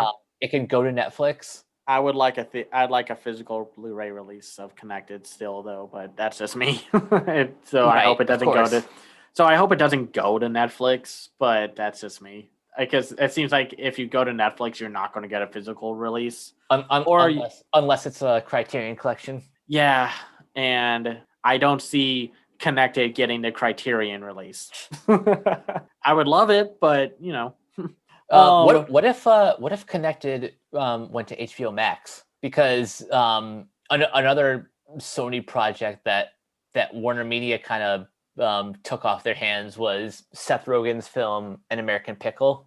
By the way, that's a fantastic movie. Oh yeah, I love that movie to bits. Yeah, and I could see that happening. I wouldn't be shocked. I just want to see it. It looks great. That I still love watching the trailer from time to time, and the jokes are really funny. The animation's fantastic, and it's also just personal. I want my art book. It's been sitting in Amazon limbo because it's they keep changing the release dates. Yeah, so come on, Sony, fork it over. Yeah, yeah, fork it over, buddy. Now, that's all the major U.S. stuff happening. I'm gonna do a quick run through of the foreign animated stuff because we have a few confirmations of what's coming out, but the rest will be just kind of hopeful optimism. Let's just say that. All right, give me what you got. So first off, next month we have finally the release of the next film from the studio that made 2019's Neza, Zhang Jia, which is based off of Investiture of the Gods, and it's about a man, an individual who is close to like the big gods and whatnot, and he is tasked with killing this fox demon, but he ends up not killing it because it turns out the demon is a young girl, and he's just like, I'm not killing a kid just to satisfy you gods. And so he gets kind of outcasted and then ends up in like this plot with dealing with her. And it looks great. I mean, Neza, I was watching it again today, and it's that was a great movie despite my issues with the tone. We'll talk about Zhang Jia and Neza for an episode next month. Ooh, that'll be fun. Yeah, Neza is on Netflix. So what's the exact release date for this? Let me see. It's I think sometimes mid-February for its official Blu-ray release. February 9th. Oh, cool. So we could make a whole episode with that and like Earwig and the Witch maybe, unless we get that screener sooner. And it just looks great. It looks like this epic action movie, and it looks a little more mature and grounded than Neza, which was definitely more family-oriented. Even then, it's a pretty dark family film, despite some of the goofier jokes. And Well Go USA Entertainment's bringing it over. So that'll be very nice. And then they also have another film. The same studio has the third film in this franchise called Deep Sea, which is about the story of a girl who encounters a unique life journey, seeking and searching in the mysterious underwater world. It's being directed by the same guy who directed the huge hit Monkey King Hero is Back from 2015. And this film got a lot of attention online because of its, let's just say it's stupidly beautiful visual style. And because it looked like really just these really gorgeous, gorgeous watercolor painted visuals that it's like, it's like we always like to talk about how more studios need to like experiment and try out more visual like styles and different art directions with their animated films. And this is one of those that should saying like, hey, yeah, we can do that. And you can look if you look up on Twitter with like Katsuka, the French animation website, they have the teaser for the 3D CGI animated film. And that's why I'm excited for this movie, because if Well Go has brought over Neza and they brought over Zhang Jia, they're going to bring this one over. I feel like they are. And we'll have to see when or if they can, or we'll see this next year. But golly, it's such a gorgeous looking movie. Yeah, I'm watching a little bit of the teaser now, and it looks gorgeous. I speak a lot about animation and water, and how that's usually the telltale sign that that's how you can kind of tell the progress that animation has taken over the years. How well they master water. And for example, compare the water in like A Bug's Life to Frozen, or even like Frozen to Toy Story 4. Yeah, it's you can tell. Hopefully, we'll get some news about Deep Sea. Now, I forgot to bring up this one animated film for Netflix coming out, but we don't have too much information about it. It's called Back to the Outback by Harry Cripps and Claire Knight, and it's about a snake and a koala. So tired of being locked in a reptile house where humans gawk at them like they're monsters, a ragtag group of Australia's deadliest creatures plot a daring escape from their zoo to the outback, a place where they'll fit in without being judged for their scales and fangs. Leading the group is Maddie, a poisonous snake with a heart of gold, who bands together with a self-assured, thorny devil lizard, Zoe, a love-lorn hairy spider, Frank, and a sensitive scorpion, Nigel. But when their nemesis, Pretty Boy, a cute but obnoxious koala, unexpectedly joins their escape, Maddie and the gang have no choice but to take him with them. So this was announced by Netflix, but there's not much else. They just put up a teaser image of the logo. But the cast has Isla Fisher, Miranda Tapsell, Guy Pearce, Angus Emery, Tim Mitchin, Eric Bana, Rachel House, Keith Urban. Not a shock there. I keep forgetting Keith Urban is Australian. Celeste Barber, Wayne Knight, Aishlin Debrez, Diesel Cash Toraka, Lachlan Ross Power, and Jackie Weaver. I'm looking forward to. I'm curious to see what it is, or see what the final product is, because it's Netflix. It's kind of hard to know where they're going. Right. Yeah, go ahead. I don't have too much to say, just because we have literally a logo and that's about it. But yeah, I like the cast. I like how it's primarily Australian actors and Wayne Knight. Yeah. My one reservation is Akiva Goldsman as a producer. What's up? And I get kind of nervous whenever he's involved in a project, because he doesn't exactly have the strongest track record. What's he attached to? All right, I'm just gonna go ahead and name some things that he's written. Oh, Akiva Goldsman. Let's see. He was a producer on Doctor Sleep. He worked on I Am Legend, Mr. and Mrs. Smith, Hancock. So what else? I mean, let's see. Oh, Transformer. Oh no, never mind. Not that. Not one of the Transformers franchise films. He wrote the story and kind of headed up the writers group for The Last Night. Yeah. And he's also written. He wrote Batman Forever, A Time to Kill, Batman and Robin. He was a producer and a writer on Lost in Space. Oh man, Insurgents. Mm-hmm. Oh no, The Dark Tower. Yeah, see where I'm going with this. Oh no, and The Fifth Wave, and oh no, oh yikes! Like, he has one, I guess, he has arguably one critical success, and that was his Academy Award winning screenplay for A Beautiful Mind. But yeah, other than that, he's a big yikes. Oh well, that's a shame. But fortunately, he's just an executive producer, and his name's on Dr. Sleep, and Dr. Sleep is fantastic. It is. So the writer is Harry Cripps. The farther removed he is from like the actual creative process, the easier it is to get excited for this. Mm-hmm.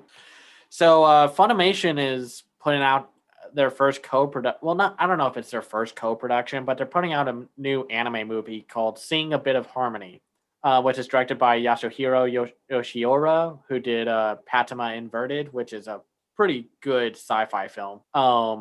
And this plot is the film tells the story of a new transfer student interested in her surroundings and a song that brings happiness to her and her classmates. No real release date yet, but it's supposed to come out this year. So I think the teaser trailer looked great, and I'm always down for at least theatrical animation from Japan. Yeah, that trailer just looks adorable. Yeah, that's really all I can say. It's cool that Funimation is co-producing the film. Yeah, I like that they're getting their hands a little more deep into the production of things. Yeah. Sorry, I'm just quickly pulling up a bunch of movies because I'm going to rapid fire some of these. So then we have that's supposed to come out this year, The Deer God, directed by Masashi Ando, and I think it's being produced by Production IG, if I remember correctly. So the Lone Antlers, a band of death warriors, gave their lives to save their homeland from the Empire of Zol. Van, their leader and the sole survivor, is enslaved in a salt mine.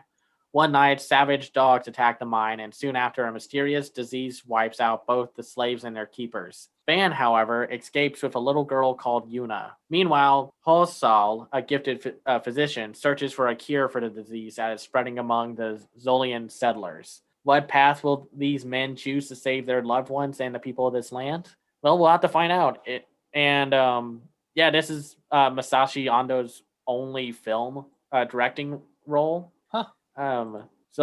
He was visual effects. Oh, he worked on Your Name, Princess Mononoke, Paprika, When Marnie Was There, A Letter to Momo, and that really cool Studio Ghibli music video for On Your Mark. Oh, nice. Yeah, and he was a writer for When Marnie Was There. That's one of my favorite movies from last decade. So I'm curious to see where this goes. We only have a poster, and the poster looks pretty good, but that's really it. Maybe hopefully we'll hear more from at Annecy this year. So one of the animated films I talked about last year was called Words Bubble Up Like Soda Pop.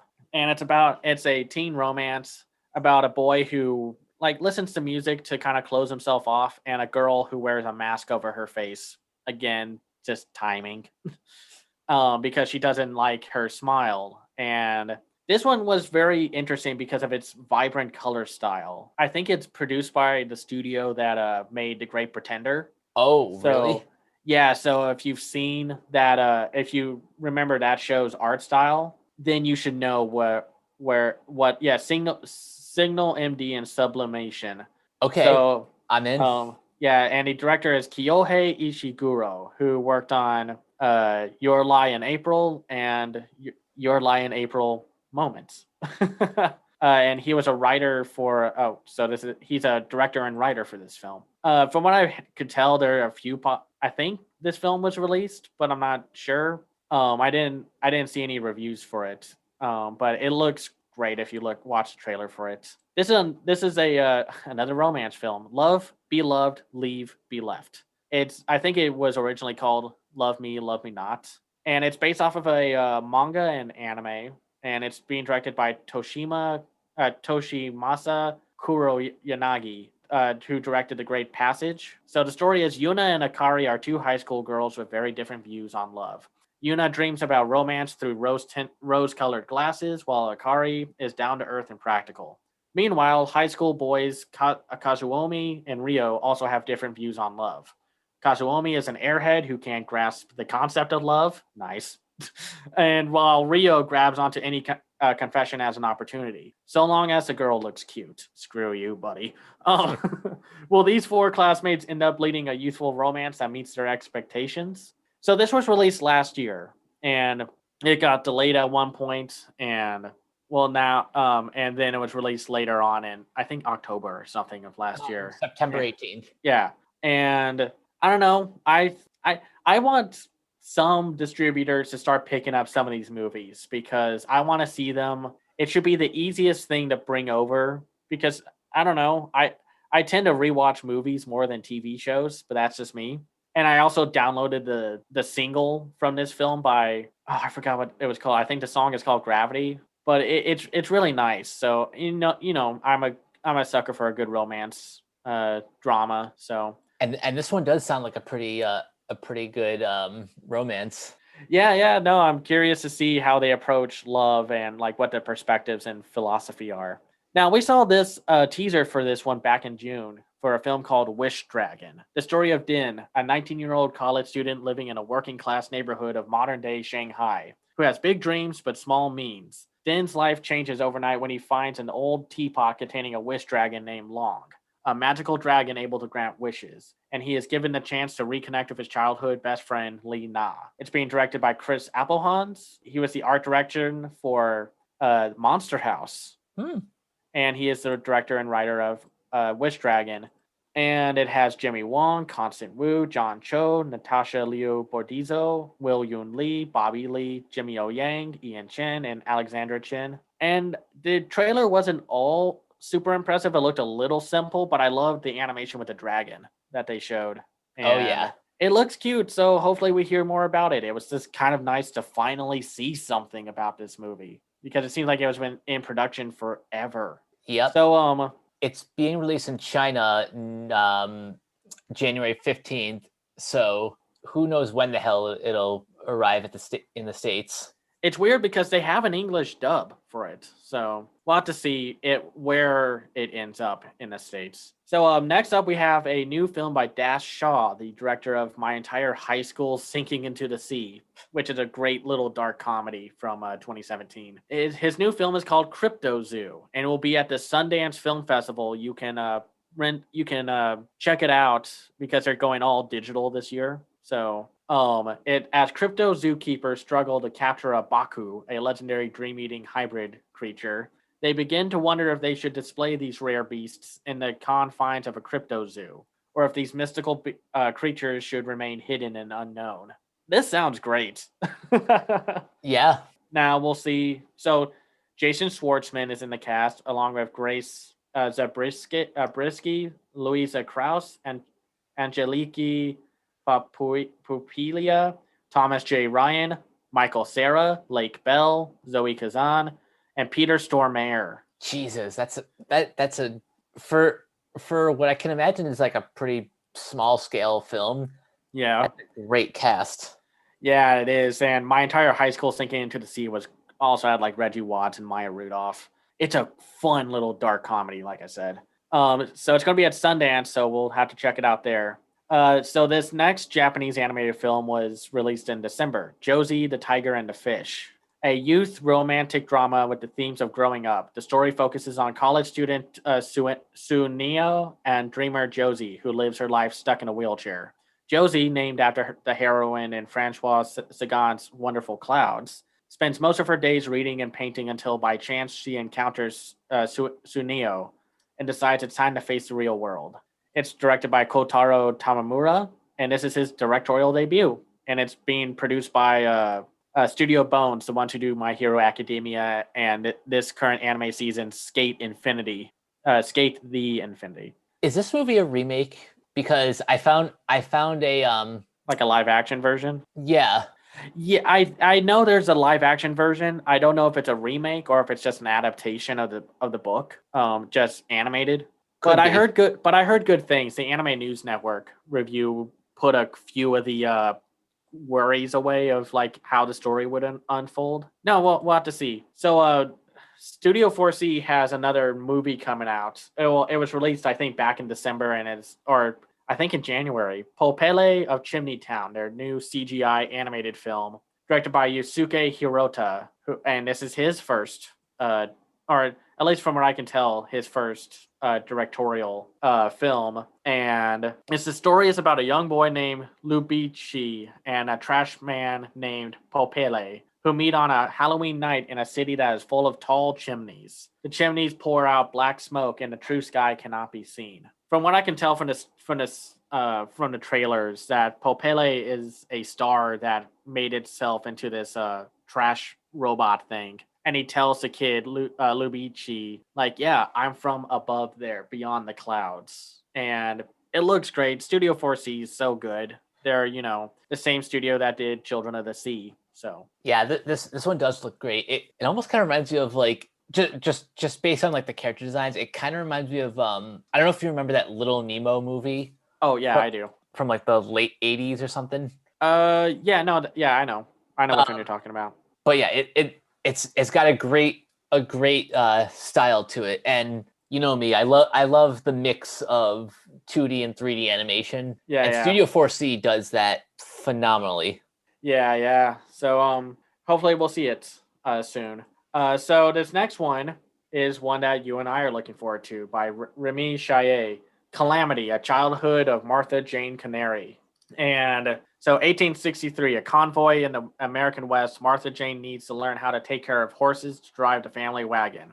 Except she ends up wearing pants and cutting her hair. The scandal that its dark character provokes will force to face all the dangers in a gigantic and wild world where everything is possible. So, we saw the preview behind the scenes thing for this at Annecy, and it looks great. I loved Long Way North. Maybe if Calamity does come out, we'll do a Long Way North and a Calamity episode. I would love that. It just looked great, and, we've said it before, we want our Westerns. So, by the way, did you know that the director, Remy Chaillet, has he worked on the animation department for The Secret of Kells?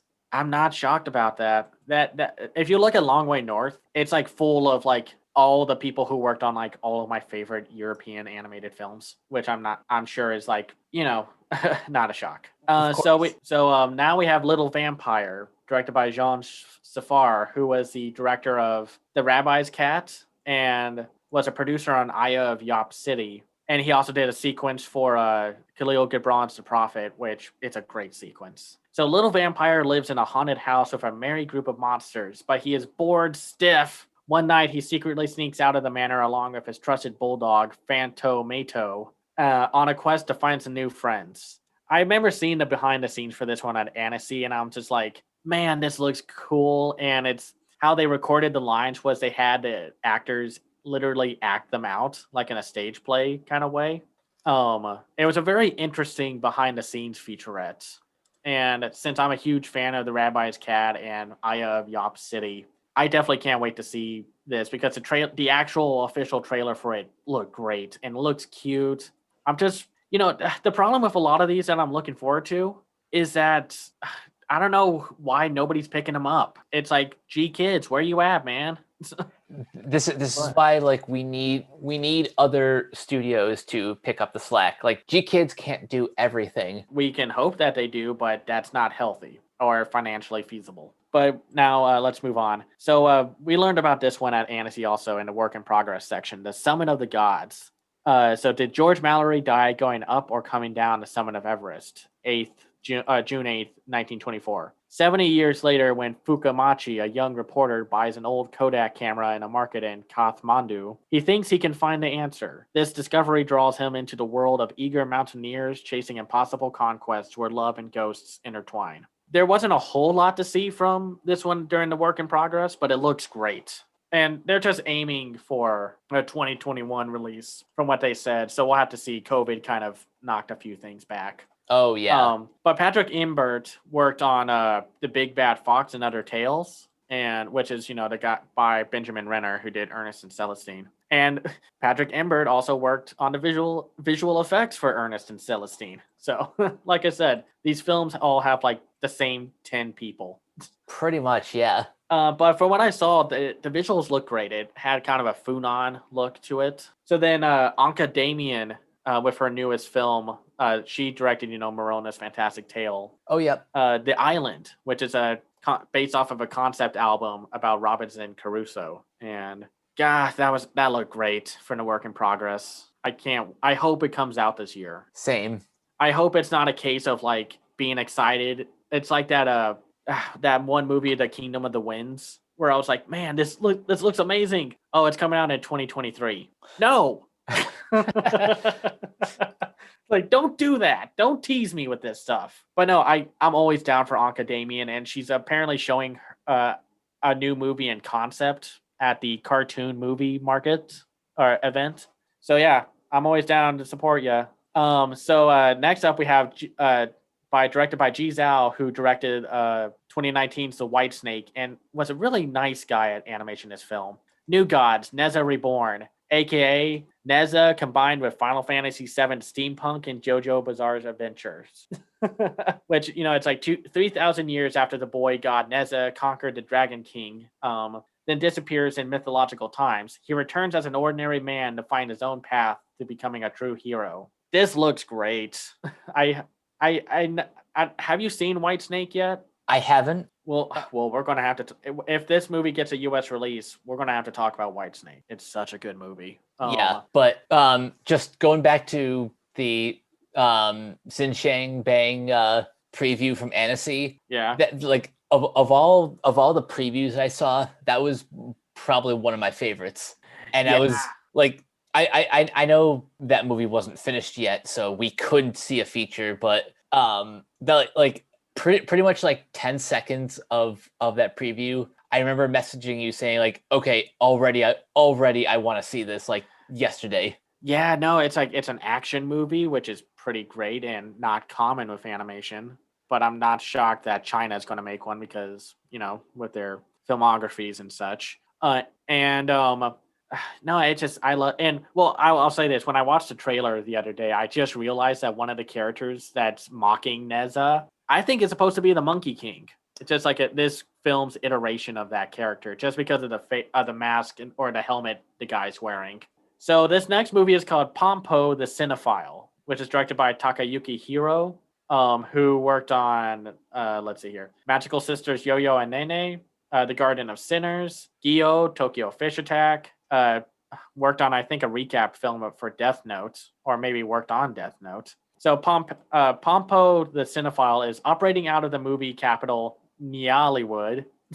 Pompo has been shooting one B-grade entertainment flick after another that anyone would enjoy. One day, Pompo's movie buff assistant, Jean, spots a new script written by Pompo and is moved by its exquisite story. In a fit of passion, he proclaims, "I want to see this as finished work in theaters as soon as possible." However, Pompo tells him, "So you shoot this film." Thus, Gene takes on his first directing gig. Meanwhile, Natalie, an ordinary girl who arrives in town with movie actress dreams, has been discovered by Pompo. There's only been a teaser for this film, but oh, this film sounds delightful. I hope we get some kind of news of a US release. So it doesn't look like it'll be premiering in, I guess, Japan till June of 2021. Yeah, I think it was supposed to be in January, but then they moved it. I Actually, think, but go ahead. Or March. I forgot. yeah, it was set to premiere in March after being delayed from 2020. But then COVID pushed it further to June. Understandable. Oh, if you're ready for more Masaki Yuasa, we are supposed to get Inuo, another in the work in progress section from Annecy. Inuo Ao is a musical fantasy film based on Hideo Furukawa's Monogatari. Inuo no Maki, Tales of the Heiki Inuo novel. The film will screen in theaters in Japan in 2021. The historical novel is based on the life of Inuo, a famous Sarugaku no performer in the 14th century. Inuo tells the story of brotherhood between the legendary playwright and a certain biwa musician, or incorporating both modern song and dance. It's Misaki Yuasa. It's his last movie. I have to be excited for this. Same. And you said musicals, so already I'm in. Yeah. And then Shout Factory is going to bring over a Chinese animated film that was shown at the Contratramp section of Annecy last year called The Legend of Hei. In the bustling human world, various demons are hidden and live in peace with humans. Luo Zhaohei, the cat demon, begins his journey of wandering because his forest home is destroyed. On his search for a new home, he encounters other demons as well as understanding human allies, leaving Hei in the dilemma of which side will be his true attribution. This looks great. The 2D is so vivid and visually splendid. The designs look a little adorable, like more adorable than what maybe this film will be. Like I can see it being pretty dark depending on how things go. But I'm just happy that Shout Factory is bringing over more animated films. It kind of stopped for some reason after Big Fish and Begonia. But let's move on. So Netflix, sorry, I keep forgetting we have other Netflix films. The Magician's Elephant by Wendy Rogers is supposedly coming out this year, but we'll have to see. But we talked about this one. The film will follow Peter, who is searching for his long-lost sister as he crosses paths with a fortune teller in the market square. Yep. His one question is his sister still alive? The answer, that he must find a mysterious elephant and the magician who will conjure it. Sets Peter off on a journey to complete 3 seemingly impossible tasks that will change the face of his town forever. Yeah, not much else to improve on. There's no other details. It looks great. You can hear us in a previous episode talk about it. Yep. We also talked about Nikuko of the Fishing Harbor by Ayumu Watanabe, Studio 4C. Not much else to talk about there. That one looks great still. It's Studio 4C and Ayumu Watanabe. We'll have to talk about it later. And what also is coming out in Japan this year is Mamoru Hosoda's Belle. The story follows a teenage girl who lives between modern-day Japan and a virtual world called You. You know, we talked about this on the Lupin the Third, the First, and Soul episode. It sounds great. It's Mamoru Hosoda. We're sorry, I'm just like, here we go. So 2 other animated films that are showing, like one at Animation First, is Joseph, February 1939. Overwhelmed by the flood of Republicans fleeing Franco's dictatorship, the French government's solution consists in confining the Spanish refugees in concentration camps where they have no other choice than to build their own shelters, feed off the horses which have carried them out of their country, and die by the hundreds for lack of hygiene and water. In one of these camps, 2 men, separated by barbed wire, will become friends. One is a guard, the other is Joseph Batroli, a cartoonist who fights against the Franco regime. This one will be at Animation First, and it's like the big premiere film for, I think, the US. It looks great. I think it looks great. The art style is just beautiful to me. Like this is cool French Spanish comic look, and so that's what looks good to me. And then Sundance will have another animated film alongside Crypto Zoo called I think it's Flea, but I have to make sure that because it's like one of their only 2 animated films. Flea. which is directed by let's see. Jonas Polher Rasmunen. Shoot, hold on. So an Afghan refugee agrees to tell a remarkable personal narrative of persecution and escape on the condition that his identity not be revealed. As a means of fulfilling that wish, his filmmaker friend uses striking animation to not only protect this young man, but also enhance his tale, spending time and memory to recount a visceral, poetic, and death-defying journey dictated by deception, loneliness, and a relentless will to survive. This was shown off, I think, 2 years ago at Annecy, maybe 3 years ago at Annecy. It looked really promising, but I just haven't heard much about it since it was in the work in progress section. It sounds fascinating. This is another documentary that he's worked on, and I gotta say his other films, they all have that like sort of. I think he's one of those like documentary filmmakers. Yeah. So that must be the appeal for his style, and this is another reason why I really fight back at people who say like animation is only for kids. No, animation is for everyone. It's just a medium. It's not a genre. It shouldn't be limited to one demographic. Yeah. No, I agree. And with that, that's all we know so far. Who knows? We could hear more about other animated films coming out, and we could hear about some game brought over. Like I hope 7 Days War gets brought over, and other animated films. So we'll just have to see how that goes. So that's the huge, chunky film lineup of what's going to come out, what may come out, what may get delayed, and what will hopefully get brought over. So this was a long one. Yeah. Normally we do recommendations, but you know what? I don't have any recommendations this week, but Cameron, you've already gotten a head start on watching some of the new anime. What are some of the good titles that you can tell our audience about? Well, so far we're going to do another anime season impression in February. And so far, my 3 favorites, and I haven't seen two other anime that came out today as we are recording this, so I haven't seen them yet, but if I had to recommend 3 to check out, one of them is on Crunchyroll, 2 of them are on Funimation. First up is Horimiya on Funimation. It's a teen drama romance, and it has this cool premise of like this teenage girl finds out that this shy, bookish male student that she sits next to, like when he's not in school, he wears piercings and has like tattoos on the side of his body and arm. And it's all about like how we put on a face depending on where we are and like kind of hide who we are and such.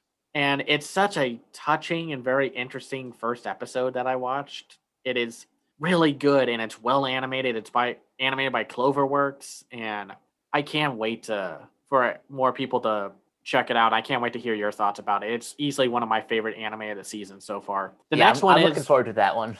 The next one is Skate the Infinity. We talked about this because it's done by Studio Bones, and it's directed by the person who did Banana Fish and the Free movies, which is about like a group of male swimmers.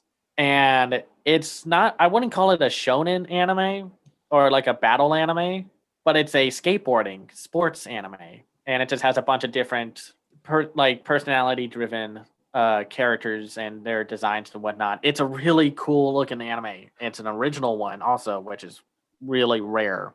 Yeah, I saw the trailer for it, and the visuals just look amazing. They just look out of this world. Yeah, and it's kind of hard to hate on an anime that has a guy who looks like a Kiss fan as like the pseudo antagonist for the first episode.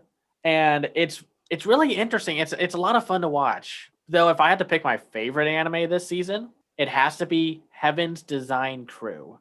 And here's the premise. I can tell you about it in a sentence. God got too busy making the world and basically outsourced a freelance team to come up with all the animals. Okay, you got me. It's a comedy, and it is the Sleepy Princess in the Demon Castle of this year. It's about basically this group of people who go through like the experimentation and of just trying to come up with all these animals, and it's hilarious. It's a bunch of it's like 3 small stories for each episode. And I just love the whole fact that like God's like, I'm too busy outsourcing. and and it just how they come up with like this bird, like one of the and all the individuals have like specialties, and they actually like come up with the fact that like they can't make legendary creatures. Like one of the crew members made a horse, and that's like his claim to fame. But then he's like, I want to make a unicorn or a Pegasus, and then they have an engineer that makes like prototypes of these animals, and it's like, well, I made you a Pegasus, but the Pegasus wouldn't look like how you would make it due to the atmosphere and such. It would have to be super buff, and it would be pooping all the time. Oh wow! But here's like the best one. Here's the best gag that I love. Well, there are two gags. One of the creators always wants to make sure that the animal they make is delicious to eat, because duh, what you want. And they make a clever kind of commentary. It's like, why do we eat vegetarian animals, and why do they taste better than carnivorous animals? And but one of my favorite gags is that they have a place on Earth where they try out all these new prototypes and testing for like new animals and such. It's the Galapagos Islands.